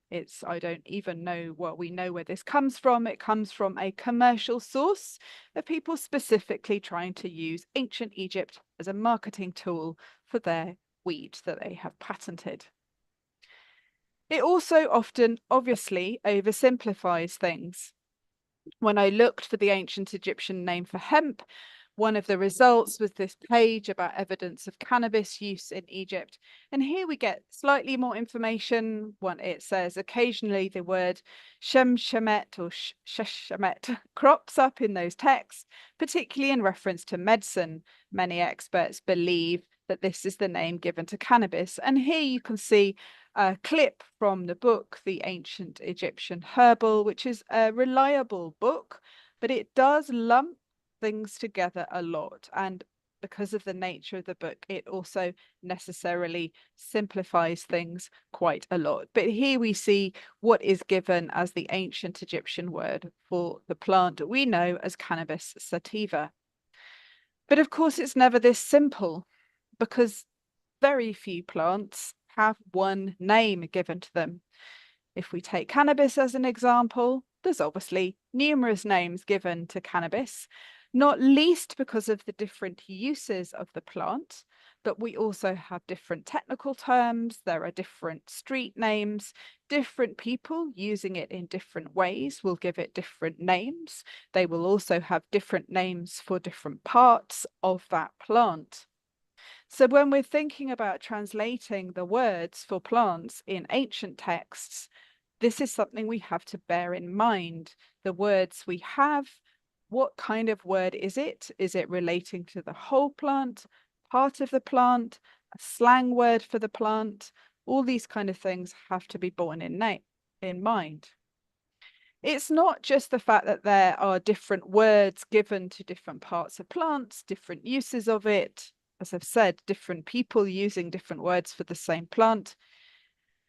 But the names people use for plants change over time. A good example of that comes from modern taxonomy. This is constantly changing. The changes that are coming in at the moment in modern science are often a result of things like DNA, learning more about the plants themselves. But this is a good example of how plant names can change. The goosefoot family, until recently, was always known as Chenopodiaceae. In the early 2000s, it was reclassified. So Chenopodiaceae is just a subgroup of the family Amaranthaceae. But many publications still use the older name. And in fact, Menna and I would agree that we have to remind ourselves to use the more recent name, even though it came in 20 years ago. So even when we, as modern scientists, are using terms, we have to think about which term are we using. When we're reading a text, even something published in the past 20 years, we have to think about what date is this written and which terms are they using. There's also obviously different taxonomy based on who identified the plants. A good example is a common ornamental grass. It also grows wild in Egypt today still. We use the name Imparata cylindrica, but if you look up the synonyms on the Kew Gardens database, you'll come up with various different names for it. All these names in Latin refer to exactly the same plant. We know that they refer, and we know which one we're talking about because we always have the citation after it. So after the Latin, you can see the citation, so which book it was identified in and when. So if we're struggling with which modern taxonomy we're using, and we're just talking about the past 100, maybe 200-300 years, how on earth do we start to deal with that for ancient texts when we only have maybe one or two versions of the name? Is that word used for two different plants? Did that word mean a different plant at one point in time to another point in time? What part of the plant did that refer to? Another example of dealing with the difficulties of simplicity and complexity in this issue is revealed in this case study. So some jars were found in tombs at Kubad al-Hawa in southern Egypt, at Aswan. And these had labels on them written in hieratic, and some of them contained the remains of tubers of nut sedge plants. And you'll find in many places that this word is said to, in this quote, as it shows, undeniably refer to this plant. Now, there were several pots with this inscription on, and they all contained the same things in them. So we can obviously be a little bit more certain about it, but we have to be certain that we're saying at this point in time. That word might have meant something different in an earlier time or a later time. The difficulty is as well with these two plants is that there are two species of Cyperus that produces tubers that were exploited by the ancient Egyptians. They have quite different properties to each other, but it's very difficult to identify them when they're charred. The differences, the morphological differences, particularly when they're burned, are very difficult to identify. The plants themselves aren't too different from each other. And I would argue that someone who is inexperienced would probably struggle to tell the modern tubers apart, particularly if they were dried. You need someone experienced, of course. One issue we also have to think about, particularly with this example, is that this is from a funerary context. Now, I'm not saying that this word doesn't mean these plants. I'm just saying that we have to be particularly cautious with this, because the ancient Egyptians are well known for faking it. There are many, many examples of animal mummies that are not the mummy they purport to be. They are not the animal they purport to be. In some cases, these animal mummies they look perfectly like the animals they're supposed to do. The shape of the mummy looks exactly like a cat or an ibis or a dog, Anubis, but the contents of it might not be anything to do with that animal. Sometimes the remains are a part of the animal. So an ibis mummy may contain a wing of an ibis or a claw of an ibis or a few feathers. So it's part of the animal. In some cases, it's a completely different animal. Here you can see an example of what is supposed to be an ibis mummy that actually contains snake skeletons. So it's a completely different animal. Other animal mummies contain pieces of wood and even human remains. What mattered was what it looked like on the outside. It was a representation of an ibis. Now, some of this may well have been deliberate deception, as we have today, deliberately selling something with a label on it to make more money, claiming it's, for example, a Prada handbag when it's nothing to do with Prada. Also, an example here is the peppercorns mixed with papaya seeds. This is a common food adulteration. Papaya seeds don't look too different to peppercorns, and to the uneducated eye, you wouldn't be able to tell the difference when you're buying them. It also has the religious connotation of what matters is what it looks like. So we have to bear this in mind as well, particularly if we're dealing with examples of things from funerary contexts. So these are the words of caution, and Menna is going to expand on this, as is Tanya. But these are the issues that always come to my mind when I'm reading anything that people are saying X word in ancient Egyptian means Y plant. We have to think about so many levels, so many factors before we can say this. And I'm going to do a quick case study here on words for cereals, because this is something I've studied in a little more detail. And when you look at dictionaries or anything written about agriculture in ancient Egypt, you'll usually come across various different words that are supposed to be words for cereals in ancient Egyptian. Some of these we are slightly more certain about, others we are less certain about. For example, eat and shema are much more easily identified because there are so many more examples of them and they occur through time. We can also link them up in some cases because, as you can see in the illustrations, there are the tomb of Ti, which is an Old Kingdom tomb in Saqqara, is the only tomb which has drawings of cereal fields where you can very clearly identify two different types of cereal being harvested. And the detail is sufficient for us to identify one of them as wheat, and it would be Emma wheat, and the other one as 6-row barley. And they have labels above them with the words, so we can tell which is which. That doesn't mean every scene with a cereal looking like either the wheat or the barley here is specifically depicting wheat or barley. It just means in this case, we do have a clear link between the word and the picture of the cereal. But most of the other words, the words that are not eat or shama, are much more complicated and laden with difficulties. For starters, the word deju.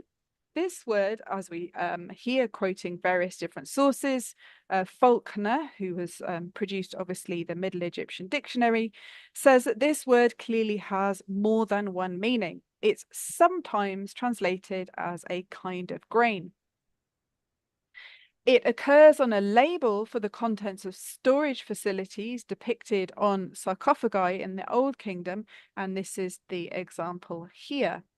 Here we have 7 granaries, each preceded by the sign for 1000, with various different types of grain. And I would argue even the translation Upper Egyptian grain, Lower Egyptian grain might be problematic. The 1000 wheat, the 1000 besha fruit, I will mention this later, and the 1000 juju or deju grain is with a question mark. So it's clearly some kind of cereal related product in a storage facility, but we really don't know what it is.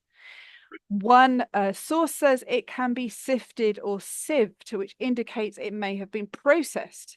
And in some cases, it's listed as a product of millers. So some people translate it as the word flour. So how do we know what we're talking about? We have to think specifically about the context in which the word appears. Not just is it funerary, but is it related to storage? Is it related to processing scenes? And this brings me on to the word pekar. Pekar and its variations appear as terms for cereal products, particularly in Old Kingdom scenes, and it's not a particularly common word. It's said to have occurred in association with storage, and in one instance, as we can see here in the tomb of Ankh-Mahor, also at Saqqara, it appears in a scene of winnowing, and here you can see the woman on the left is sieving and the woman on the right is winnowing, and the word pekar appears underneath her. So we don't know exactly what is meant by the word here. What's important to note in this case is that in the Middle Kingdom, this word appears as a designation for a type of bread. So the use of the word has clearly changed in time. So the word pekar almost certainly relates to cereals at some stage of processing.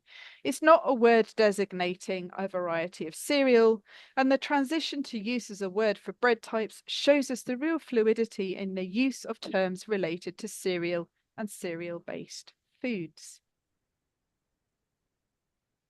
Suit is perhaps one of the most difficult words. It's a term that's relatively commonly found in texts and inscriptions, and in at least the earlier 20th century was traditionally translated as wheat or a type of wheat.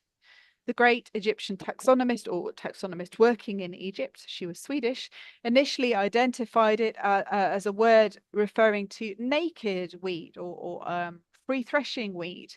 But in fact, that can't be correct because she noted those cereals did not exist in Egypt before the Ptolemaic period. She then later revised her ideas, saying that it must refer to einkorn, which is another variety of wheat. But this is also problematic because we know that this was also never a crop in ancient Egypt. Other suggestions for suit are that it might refer to a variety of emmer, which perhaps when alive was distinguished by some characteristic that does not readily appear from the material in the mummified state. So he means desiccated or charred here. That's very possible. We know that there are varieties, land races of wheat in different colours, so it might have been that.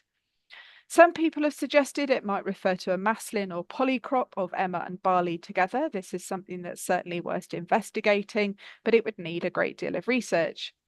Others have suggested that it refers to a cleaned or dehusked, dehulled wheat or barley. But this was contested due to the considerations needing to retain the husk for malting. So this again is something that needs more research.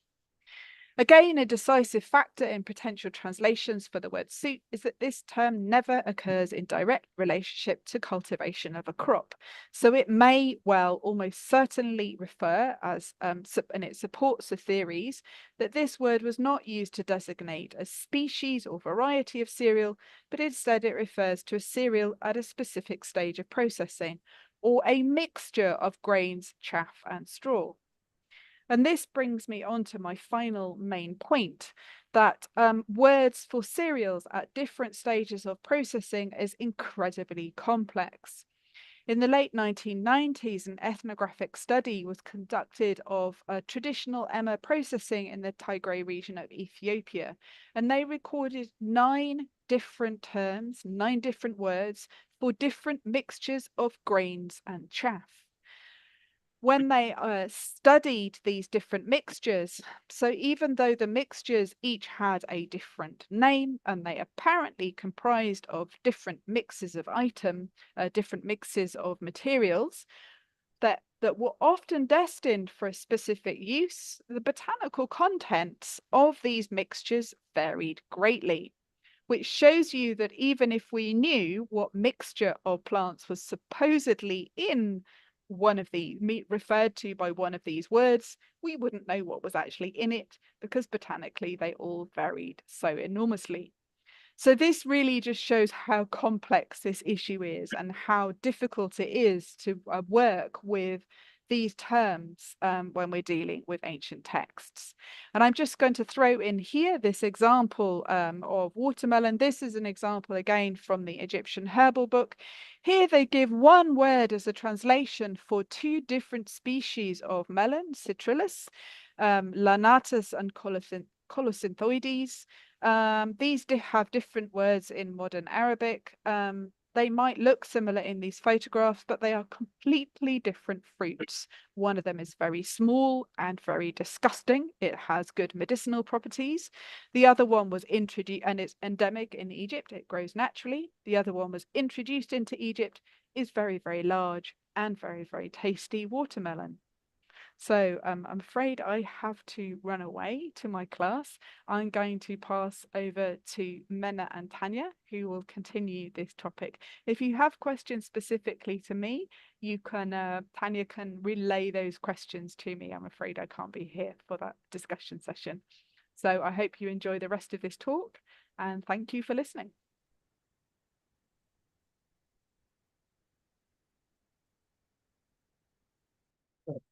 Thank you, Claire, for this insight into the difficulties of terminologies. And we will now listen to the talk of Menat Abdori from Ain Shams University and the American University of Cairo.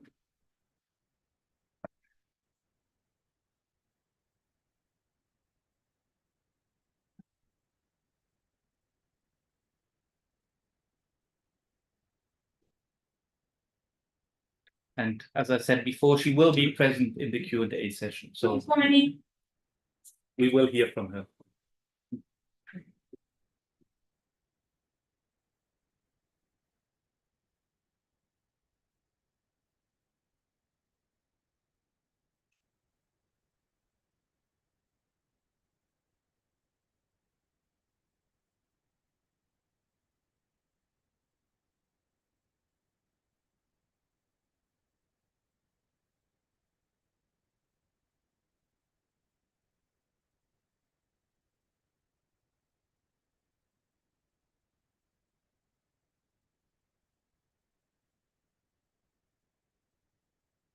Good morning, ladies and gentlemen. I'm very glad that I could be able to present some of the research and ideas that Tanya, Claire, and myself have been talking about over the last year since the first Taziz meeting. Unfortunately, I couldn't be with you in person, but I'm very grateful that Professor Koos and the organizers have allowed me to present digitally online. And for my talk today, I'm going to take you to the western part of the Egyptian Delta to kind of set the scene of my talk. And I'm taking you to an important archaeological site in the western part of the Delta known as Butu. But I'm actually not talking about the archaeological site. I am talking about the agricultural fields around that archaeological site. So I was working in Butu a few years ago with colleagues of mine from the south of Egypt. And they invited me over for lunch. And after we ate, they asked me, Doctora, what would you like to have for dessert? We have ananas. And I thought, ananas, how unusual. It's not part of our culinary tradition. And it's not, we usually only really find it in cans, kind of like this. So I asked my colleague, oh, you've got canned ananas? How unusual. And he said, oh, no, it's not canned, it's fresh. So, fresh ananas. And I said, how do you find fresh ananas in the Delta? Even in the big supermarkets in Cairo, you don't find it very often. And he said, it's cultivated in the farm right behind us. So right behind that road, there's a farm that grows ananas. And my brain is so confused, ecologically speaking. I'm trying to think, is it possible to cultivate ananas? And they proceeded to tell me about how the farmer there who cultivates the ananas, they've kind of befriended him over the years, and whenever they're in the village, they stop by, pick up whatever they need. If he's there, they'll pay him something. If not, they'll just send him a note saying that they picked up something and they pay him the following time. And I kept thinking, how would you cultivate ananas in the Delta? And I was expecting my colleague to walk out of the kitchen with an ananas in his hand. However, he walked out of the kitchen with this ananas, which is what I call a cantaloupe. It's a different family. It's certainly not ananas. And I was so confused, of course. And he explained to me that even in the south where he comes from, but locally as well, they refer to this as ananas. And I kept imagining the potential historical implications. So if they're sending a note to their farmer friend and saying, we picked up 2 fruits of ananas, we'll pay you back next week. If someone comes in 500 or 1,000 years, a historian looks at this text, this note, and comes up and says, we have unequivocal proof that ananas is being cultivated in the Egyptian Delta in the 21st century. And it's going to be actually incorrect because they're not cultivating what we understand as ananas, but they're cultivating cantaloupes. Now, how cantaloupes came to be known as ananas is something that I still am yet to understand. But it's something incredibly common all throughout the countryside in Egypt, in the north and in the south, that cantaloupes are referred to as ananas. And I kept thinking of this very modern living example of how terminology can be very misleading. And it's something that many of us face as we are working on our respective material. And so I want to present you a couple examples where this similar problem occurs with historical texts. And the first of them is fava beans. Fava beans are the classical Egyptian breakfast. They are a standard of the Egyptian diet, believed to have been consumed frequently by the ancient Egyptians. And many Egyptological texts talk about how fava beans were present in ancient Egypt. And Egyptologists usually use one of these 2 terms, iwrit and per, as meaning fava beans. And judging on the presence of one or the other, scholars believe ancient Egyptians ate fava beans. Now, let's look at both terms and the issues that come up with each of them. Iwrit, as fava beans, is believed by Lorey and Darby to mean fava beans. Per, on the other hand, is believed by Kaima and Charpentier to mean fava beans. Because it's ever straightforward, Janssen, Germa, and Manneke all believe that Iwrit and its variants actually mean lobia, which is cowpea, Vigna unguiculata, which is a different type of bean, the cowpeas or black-eyed peas. And again, further confusion, scholars such as Noon actually use both terms interchangeably. So Noon actually has both Iurit and Per, meaning fava beans, or translated as fava beans in the same table, which makes it very difficult to kind of understand the different uses of the different terms. And then looking at how both these terms developed into other expressions and how these expressions relate to what we understand today as fava beans or fava bean products. Wheat, for example, was rendered in the Coptic as, or used in the Coptic language as one of these three expressions, which are basically the same thing. Pisaro, Fisoro, and Pisiro, which you see the or part, the our part come from Irit or Il. And these Pisiro are very similar to a modern word in Arabic that we use called bisara, which refers to a very specific mashed and cooked type of fava bean dish. And pise is believed to mean cooked. And so there are those who base their interpretations on the Coptic texts and say that Irit eventually became or and is the origin of the word bisara, meaning cooked fava beans. There are others, however, that say per, which was changed in the Coptic into fel, is the origin of the word ful, which is the word for fava beans today. And again, this is a problem where you've got two convincing arguments for one product and two convincing potential names, but it's very difficult to be certain.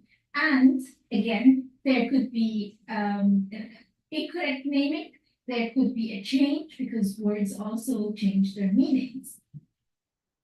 And as an archaeobotanist, I come in and how do I rectify the situation? How do I try to figure out the history of fava beans in Egypt and whether or not the ancient Egyptians ate fava beans?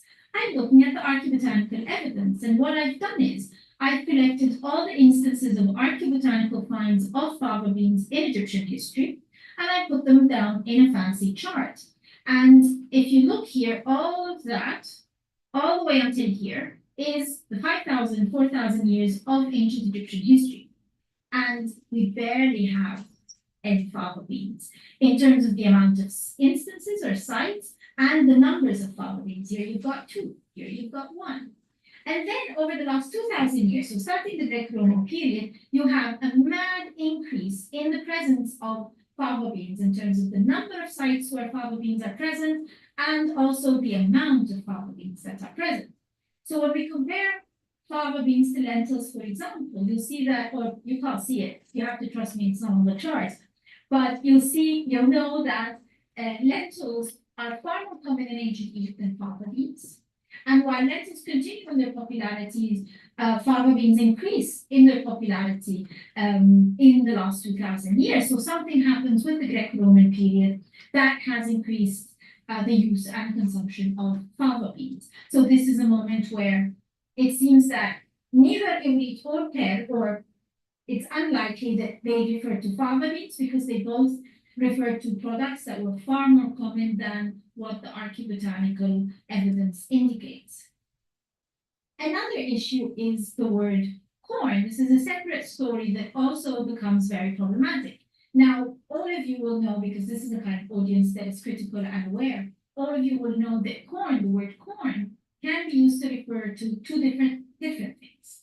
One, Zea mays, the species of corn, shown here in the photograph, that is a New World crop introduced over the last 400 years into the Old World, and of course after the arrival to Americas and the beginning of trade with the Americas and the Old World.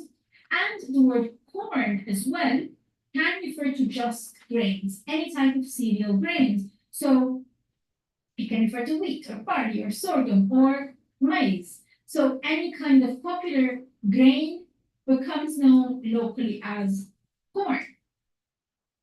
And those German speakers amongst you will know the German word corn, which just means grain in general. It's not a specific type of grain. And this word corn appears very often in translation of especially Coptic texts, where suo, which means wheat, is translated as corn. Now, most of the readers of a text like this will understand the distinction and understand that this is just the generic word for grain. But some will not make the connection immediately. Some may not be immediately aware or immediately remember that maize is a New World crop and might think that corn is used to mean maize, which is incorrect. And it's very common in Coptic literature, in the translations of Coptic literature. So while some people might think that Coptic monks were consuming maize, they weren't actually, certainly not until maize arrived to Egypt after the trade with the Americas started, but it was never part of the regular historical diet because it didn't exist. And this is just a convention of translating the word for wheat into English as corn.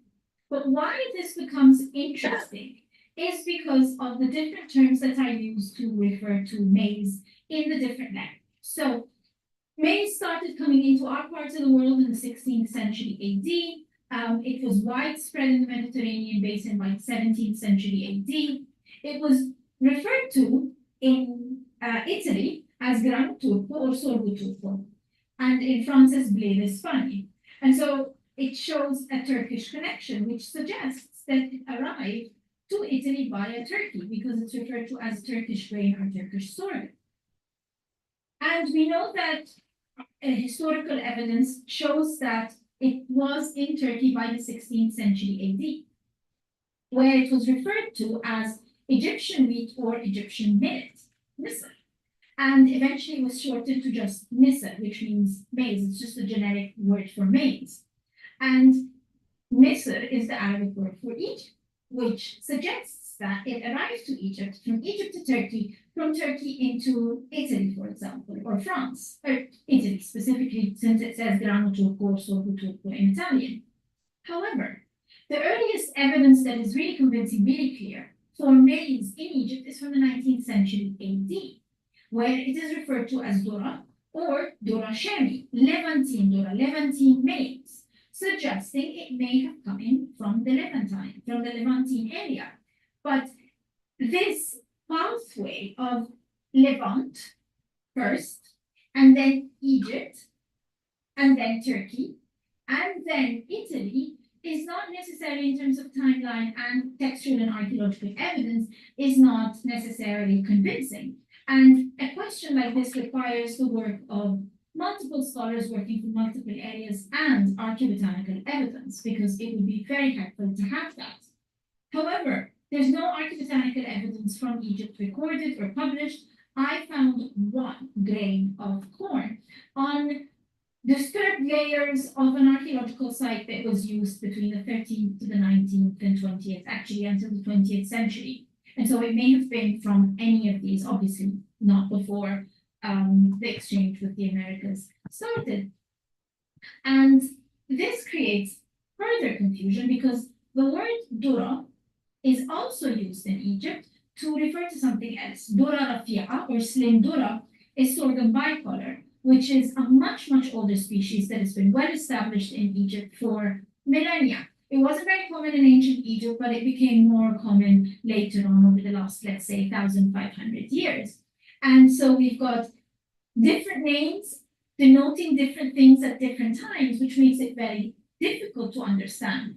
And bringing in the archaeobotanical evidence and textual evidence allows us not only to understand the presence of species, but also the pathways and the trade routes of species and how they arrive to different places at different times. And so these are just some ideas of moments where we have difficulty with terminology and translating them.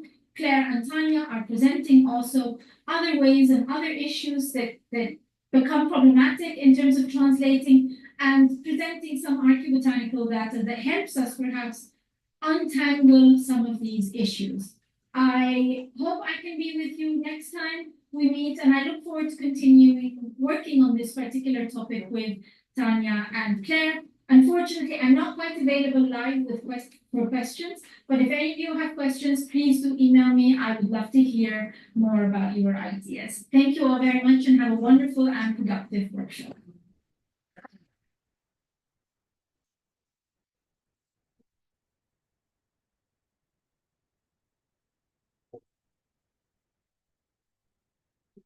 We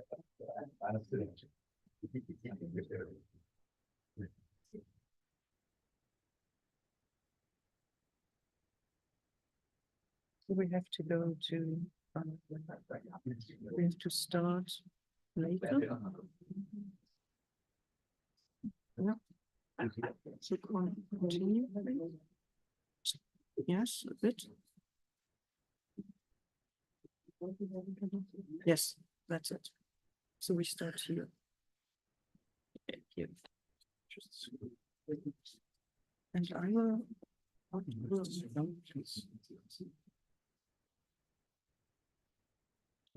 Okay, and I will.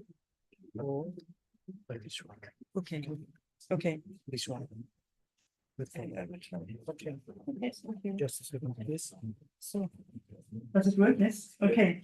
So now that we have become familiar with the problem from an archaeological or archaeobotanical point of view, I would first like to explain how the philologists arrived at the proposed interpretations for individual words, and you will see it's the same problem. So it will not be better. And in the second part of this talk, I will try to give some examples at how we can perhaps solve this problem. And I will do this with recipes. So in ancient Egypt, we have more than 2,000 recipes that have been handed down. And the main part of these recipes are herbal drugs, so herbal ingredients. And the problem also here is that most of these names which we found in the recipes are not translated, especially the plant names. What you see here is the alpha plant, a jas plant, a hue plant, and a vespers plant, and we have no idea of what it is. So what we have to look is to come behind this word meanings, and we can have a look how philologists try to do it.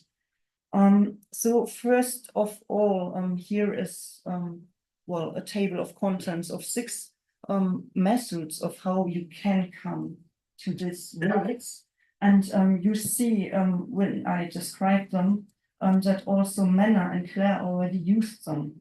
So the first part is that we can have truck containers. So we have containers which have a content designation. So if we find a truck in it, we can get an idea of how the truck was named. And Claire showed us already the example of wach. And we have different translations for wach, which you see, for example, in 1893, it was said it is a tripod of the carob tree. In 1934, it was a colocynth. In 1938, it was manna. And why do we now think it is this Cyperus esculentus? It is because they found the vessels. So Edel in 1970, he found vessels with the designation of wach. And in these vessels, there was tiger nut, the rhizome of Cyperus esculentus, and that's why we now translate wach as tiger nut. Yeah, we saw Claire already showing us the problem that if she is archaeobotanical working on these things, it's very difficult to investigate whether it is Cyperus esculentus or the other sort of Cyperus, and I will show you how we can deal with it. But if we find vessels with names on it, it is also very difficult to say, okay, because this is wach, we have an identification, because we also found vessels where was something in, name with the same name, but when it was analyzed, we found, for example, ointments with different names in identical chemical analysis. So we have different names on the ointment vessels, but this chemical analysis, we found the same things. And otherwise, we found vessels with same with the same names, but we found different things in it. So it's very difficult also if you have only one found or one finding to say, okay, this is the plant XY.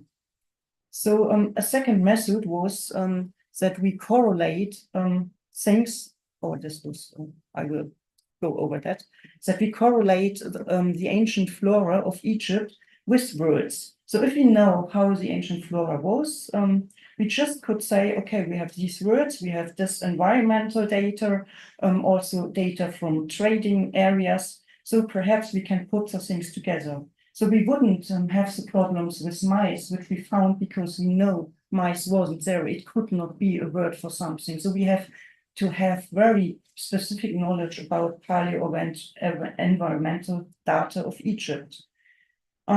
But there's also a problem, which was also shown by Claire already, that we cannot compare the systems of denomination. So today we are in a classification system which came up by Linné, for example. So we have very specific classification, but there are differences if we go to other cultures. So I will show it by the example of the culture of the Baatombu, which what they use if they name the flora. The classification system used by those healers is hardly comparable with the system we use today. For example, the origin of the truck plays a decisive role in the truck naming of the Baatombus. An individual species defined from our scientific point of view is named differently when it grows in the field or in the center of a village, for example. So furthermore, the old truck parts are given a special name as they are considered to be more potent than the young ones. And similarly, among the Baatombu, the harvest time of the truck also can change the name of the truck. So almost every plant has at least 3 different names depending on its use, its origin, and its age. So it's a bit similar if you think of myrrh in the Arabic landscape. You have the same plant delivering myrrh, but you have 6 or 7 different names because it comes from a first harvest, a later harvest. It is a small product, it's a big product, but it's the same individual plant which brought the species. So this is also what we have to think of, and this is we had a nice example of the fava beans by Menna, which she shows where we have the cooked beans or the original plant, which has 2 different names. We also saw already the kind of image and text for truck identities. So this is what was shown by Claire with Sood, for example, or with the possibility of determine eat and bedded. So is a large part of the reconstruction of truck identities involved pictures. And what you see here are animals, because with animals it's very easy. And you get also the way of the categorization system which they use. So if you look at these animals, you see very essential features of differentiation, which are the horns, the tail, the eye area, and which you, if you have a look at the line below, you see also the shape of the anus, which was very important for the ancient Egyptians for distinction. And as we have a lot of these images and we also have some names in hieroglyphs written above, we can see that it is cattle, antelopes, gazelles, and ibex, which we see here. And we have some name for these animals and we have the system of classification. But what is a pity is that with plants, it's not as easy because the way they depict plants, well, we have only rare examples like with wheat. For plants. So in the left of this image, you see a fig tree and you see the name of the fig, which is called DAAD. So we have several fig trees and we have several names called DAAD. So it's clear that DAAD is a fig. But if you have a look to the right trees, you have 2 medicinal components, which are used here. But the tree is looking like a tree, an ancient Egyptian prototype of a tree is looking like. So you wouldn't know what kind of tree it is. So that's really a pity for us. And here's another example for the Nesha plant on the left, which is called Nesha. We know it by hieroglyphs. And you see also what people were thinking of what it is. Pondweed or common weed, or it's perhaps a description of various aquatic plants. It's perhaps the name of cattail or Polygonium senegalense, or some people are only saying Nesha plant, water plant, because that's the easiest way just to say this is a plant. So it's also always a question, do we do a really exact examination and correlation or not? And in this case, we shouldn't do, because we only have this one image and that's it. So also another way which we have shown or seen done by Manner is that we use Coptic derivatives and we look, well, what was the use in Coptic times for an ancient Egyptian name? So for example, we have Shau in ancient Egyptian, we have Beshu, which is coriander. That's why Shau should be coriander, what people think. But what we have to think of also is that it is 2,500 years between the ancient Egyptian terminology and the Coptic terminology. And we also saw what Manner did. There is a very short time in changing names, and this is what we know all about living in our countries. That the problem is that word meanings can change and do not have a consistency over thousands of years. So we have also to think of that. Another way which was used is the so-called synonymal lists for the recovery of the ancient Egyptian material. So we have Dioscorides, which you see on the left side, the De Materia Medica, which has so-called synonymal lists. It gives us Greek names, and they are juxtaposed with Egyptian and prophetic names. So that's very nice. For example, Semet, you have the Dioscorides has the word Semet. If you are knowledgeable in ancient Egyptian language, you would see, oh, Semet, we have also this word. By Dioscorides, it's a crest species. So, okay, Semet could be a crest species. So there's also the problem that there are some, it's from the 5th and the 7th century, our manuscripts from Dioscorides, but our ancient names, so Semet comes from 2000 before Christ. So BC, so there's also the problem of the long history. But if we would have texts from the 1st century BC or AD in ancient Egyptian language, which we have, but they are not yet edited, these lists could help us very much. The last point, which is used as a comparison with current applications. To identify ancient Egyptian medicinal plants, one of these methods which is still used today is to collect the ancient Egyptian plant names and compile the main uses of the plants mentioned according to the medical text and compare the effects revealed by these with those of modern medicinal plants. So if there are clear similarities in the applications of an ancient Egyptian and a modern plant, a translation of the previously unknown plant names follows, provided that the modern plant could actually have been available in Egypt.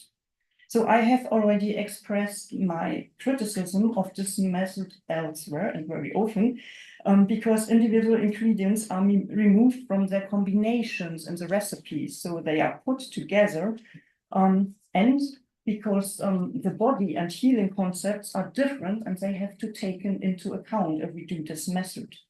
And here I would like to suggest a few ways in which we might be able to make some more progress with the translation of unknown ingredients. And the first would be that we combine all these methods which have been used before and not only take one. We have to look for all these methods if we have a word and critically evaluate whether you still end up with a proposed word meaning at the end if you do that. Another is to consider the recipes more closely and to have, for example, a look for the toxicities and so on. We will go through that. And for this, I will go back to the example of colocynth, which was used by Claire, and the example of Bede du Car, which was also introduced by Claire, and the Wach example for the tiger nut. So let's go with colocynth. We saw shown by Claire that colocynth, Citrullus colocynthus, would be the Bede du Car plant, for example. But one of the first interpretation was that the word Jared is the colocynth. And this interpretation was later contradicted by Germer with the argument that colocynth has a laxative effect, but that the word jarret is only one used for laxatives. So by this argumentation, you show they used a modern approach for the correlation of effects, because we are looking for laxatives. Okay, jarret is not a laxative. With the same background, Ibel uses the translation colocynth for the word chenita, because this is chenita is used for laxatives. So he thought, okay, this is my colocynth. But if we stick with those modern arguments, we also have to go into the field of toxicities and dosages. And what you see here is a table where I have all the attestations of the jarret, the word jarret, and in which amount of volume it was used in a recipe. So if we look, it is a very wide range of volumes. So it is used from 5 milliliter to 300 milliliter. If you look, what we should, well, when we die already with 2 gram colocynth. So this would be 2 milliliter and not 300. It would be not difference if we have chenitar, which means it's a colocynth, because also this was used 75 milliliters, so in the recipes, which is about 30 times of the lethal dose. So it's really questionable that colocynth is one of our drug names in the ancient Egyptian materia medica. Also today it is not used over a dose of 1 gram, because it's a natural product and the range of therapeutical effects is too unstable. So you always risk to have a fatal overdose. You wouldn't use it, just take it and eat it, you would die. So today it is assumed that jarret is the carob food. We try to confirm this by recooking the ancient Egyptian recipes. And I show you some results. What we do is just, we want to come behind the pharmaceutical technological properties to get a sense of what a word could mean. So if we know that jarret could be the carob, then we really good recipes. So we tried a lot of them. So for example, here we have a trunk made with carob, and we also made these suppositories with carob and a lot of other recipes. So the second point was that bedded car could be or could have different meanings. One of them also was a colocynth. We only find it for an internal use in 3 recipes and not more of them, which is very interesting, because what we normally have is it's a melon or the pumpkin. That's a normal idea of being melon or pumpkin. So why would you only have it in 3 internal recipes? So we can have a look at the recipes. We see 2 of them. One is against nesit demons. Then the second one is against a poison of a Zertev snake. Those are very heavy sicknesses. I think sicknesses you would die of. And the third one, I would go more into detail. I just read it. It's recognizing a woman who will give birth in contrast to a woman who will not give birth. And you have this bedded car plant. It is crushed, it is embedded in milk, and is made to a sip agent swallowed by the woman. And if she vomits, she will give birth. And if she inflates, she will not give birth for eternity. And in the first 2 recipes, you saw the plant is used against hopeless diseases, but in the third one, it is used as a test remedy. And the best way is to spit it out, so not to have it into your stomach. So why would a common foodstuff like a melon, for example, or pumpkin, as we had in the translations, would not be used more often in recipes? This you only would know because you need the mythological background. So let's go with the third recipe into more details. So the concept behind this prognosis is easy to reconstruct if we be aware of some mythological background from a handbook of the 7th or 18th nome of Our Egypt. It's the papyrus Jumilak. And in this papyrus Jumilak, we have one part, which is milk, and the other one is gourd, the Bededukar plant. I translate it as gourd.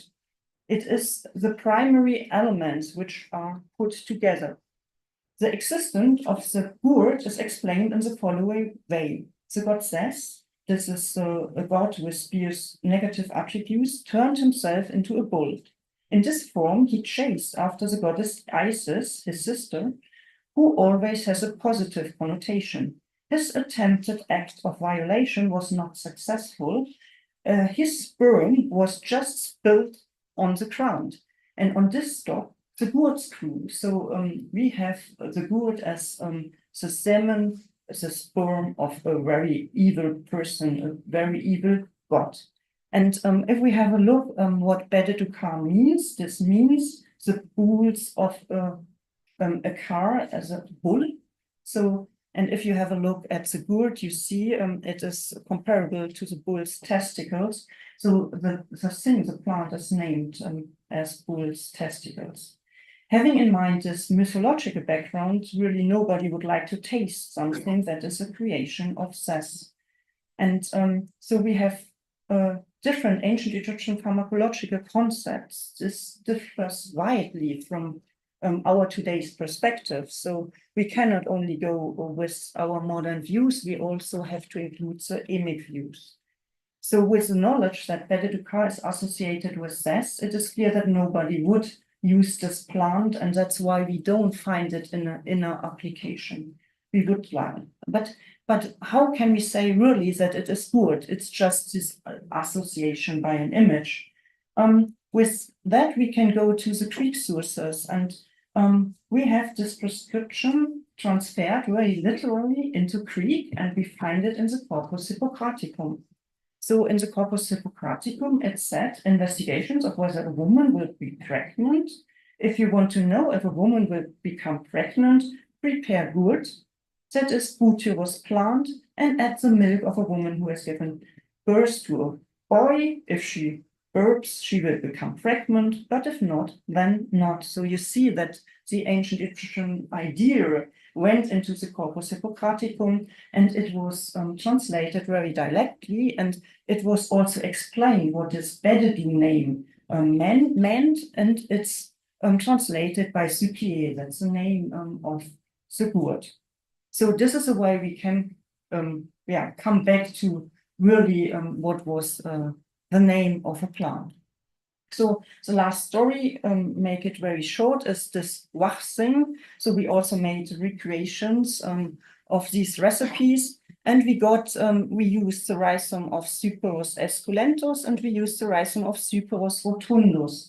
And we got a very good idea of a second name, which is Mut and Gio, and how it behaves if we use it. I have a problem to my PowerPoint now.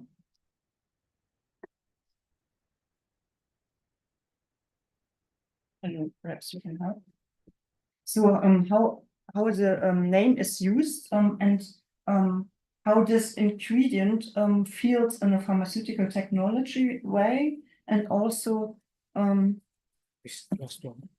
oh, sorry, then there went something wrong. It's a pity. So you will miss my last recreations and recookings with this plant. But we made also, we recreated the recipes of this plant, and we also checked the pharmacological profile.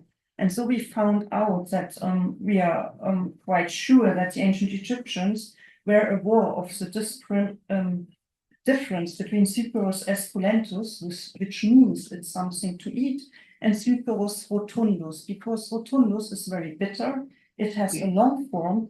It is really, it has a very aromatic and strong smell, which the other one has not. And it has pharmacological, very interesting ingredients. And if you have a look at the volumes also, the metrology of how many of it is used, you see very much differences between those two words. So this was also a way to go a bit behind of the translation of DAAD. So what can we do now? I presented some of the methods we use, and one of the methods is just of recooking and having an idea of the pharmacologic technology. But we also should have a look at the toxicities if we have a translation given, whether we can discard certain other translations. We also need background knowledge of the pharmaceutical technological properties, which help us to determine whether certain plants should actually be included in a formulation. We should have a look to the emic view on how the body functions, what is the mythological background of the plants, if we use them, especially in a medicine. And here we have totally different explanations of theories than we would have in the modern time, that's clear. And the knowledge of the spectrum of action and external perception, such as the form or the color, or also the smell and taste, leads to ancient Egyptian signatures. It's why they use these plants. They go with signatures. And they correlated these signatures also with the disease or the body parts. And I had the Betty Ducar as one of the examples for that. Overall, the botanical vocabulary can be more precisely analyzed by including the medicinal recipes, and that's what Anna, Menna and Claire and I want to do. That means we have a lot of problems. We want to go with these problematic plant names, and we want to check whether we can grasp them better. Recooking is a very time-consuming task, but also very much fun. We are doing it with our students, and we are looking forward to do more of this, and then to bring you more concrete results of our work. So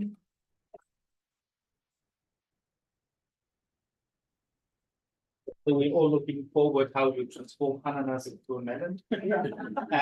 But I think also this panel shows, and unfortunately the two other panelists could not come, that what the advantage of such a program is having scholars from Egypt, from Lebanon, and from Germany working together on a common subject. We still have some minutes for questions and remarks, and Tanya is there to answer them.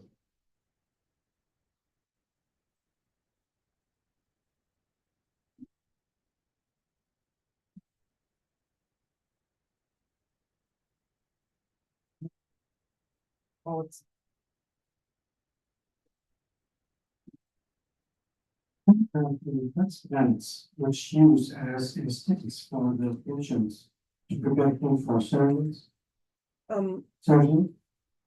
So narcotics, you mean? Sorry. Sorry, yeah. You mean narcotics or anesthetics? Yes. Yeah. Well, that's very difficult. So there is a question of whether opium was introduced to Egypt from the ancient Near East. No, that's difficult to see. There's a big discussion on it because they found vessels in Egypt, but they were imported from the ancient Near East. We have some plants which could be Papaver somniferum, but which could also be other Papaver sorts, which have not these anesthetic effects. But we do not have a word in the recipes which could be opium. So far, there are some ideas of whether or not. So at the moment, I would say no. Well,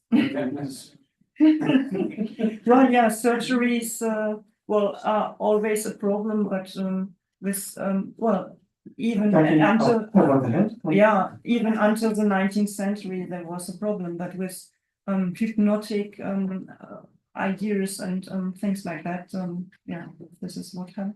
Yeah. Thank you. Thank you for this interesting presentation, full of information.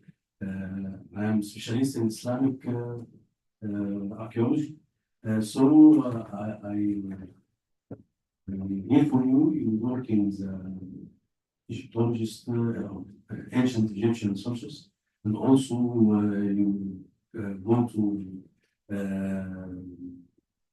the Byzantine manuscript, to arrive to the modern time.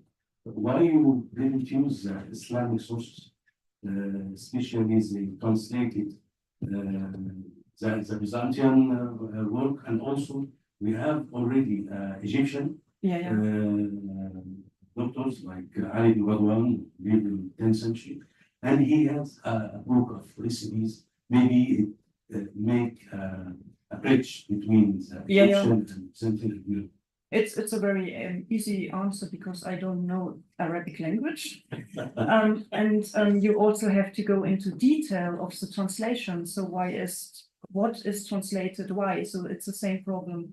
But I'm working together with people who start to work on these manuscripts, so doctoral students who go behind, and some scholars who know the language to have this bridge. But there's also always the problem of if I go to ancient Egyptian language and go to Coptic. So the lists of Coptic translation, they go above the Arabic language. So it was first the Arabic language was translated in the Coptic. So if I go with the Coptic words, I have a big problem. But you have these lists of correlation, so I would have the same problems with the Arabic. It is clear that we can have an idea of what it means, but it changed. So I have more information, and people included this information already, but I have the same problems. So, but I'm very interested to work on it. That's clear. Yeah. Yeah.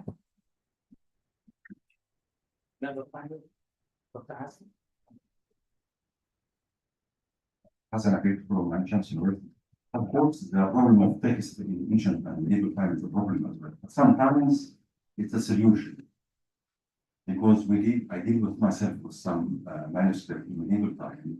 Yeah. So we have in manuscript. So we have the most difficult problems in Islamic manuscript is provenance and dating.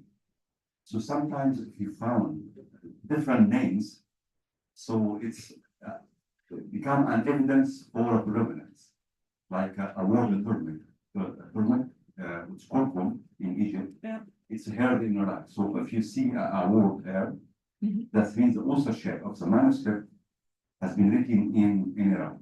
So it's a problem, but at the same time, we could use it as a solution, specifically in medieval time.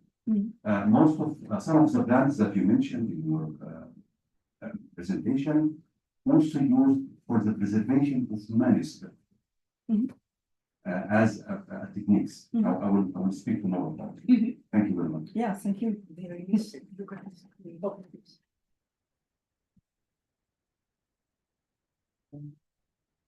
Yeah. I think that's the same. Yeah, it's the same. It's a comment going a bit in line what we heard from Heba. It would be great if we can continue this research line into the during the Islamic era, especially that this field is understudied. Although botany was a discipline of its own, and lots of manuscripts dealt with similar topics. So we have the sources, we just need the people. So we also started to recook recipes already from the ancient Near East and also from Greek and Latin manuscripts, but we would also like to do it for later recipes. So we have the infrastructure, we have the students who like to do that. So it's pharmaceutical students, so pharmacists, they know how to recreate things. So they are trained in working with the technologies, and they have fun with it. And we learn a lot. We really learn a lot about the ingredients. So you can really discard some of the translations because it does not work. So if the plant XY would be translated like that and you use it to recreate a recipe, it really does not work. And also you get an idea of what works. The Gummi arabicum, for example, I don't know Gummi arabicum, you know, the gum from the acacia tree is used very often. Gum arabic, yes. It's in a lot of recipes, and it has a lot of technological evidence to bring and fit things together. And if you work on it, you see how it gets a nice suppository, for example. Yeah. Okay, there's one also there. I really enjoyed this presentation. I'm a archaeologist, and I wanted to ask if your database or your research in general looks only pharmaceutical stuff or also broader. No, unfortunately not. Okay, I was about to ask about animal fodder, so it's not included. In this. Oh, sorry, yes. Are there any terms referring to animal fodder and how specific they are, or how reliable they are? And maybe attached to that might be, are there any veterinary uses in any of these plants that you have come across? Yeah. So my database really includes all the ingredients which are in the recipe. So it's not only plant names, it's minerals and animals as well. For the ancient Egyptian times, we have not such big problems for translations of animal things, because there are very, very nice representations and images where you have also the hieroglyphs. So you have really a good correlation of what is what, and you know also which animals have been found, which have lived there. It's easier, so the translations are more secured. And yeah, we have a lot of animal material also in the Materia Medica. So it occurs in this database, and we can talk about whether there are correlations. And minerals as well, so that's we are also specialized in minerals. Yes, so thank you very much. Tanya, we will now have a lunch break, 1 hour, and then we reconvene here. And lunch is served on the first floor. Yes, lunch will be on the first floor, and two further announcements about food. There will be a reception tonight at 7 o'clock in this building for everyone, and tomorrow there will be a farewell dinner for the speakers and the special guests at 7:30 in the garden of the Cyprus Museum. Okay, thank you. Buon appetit.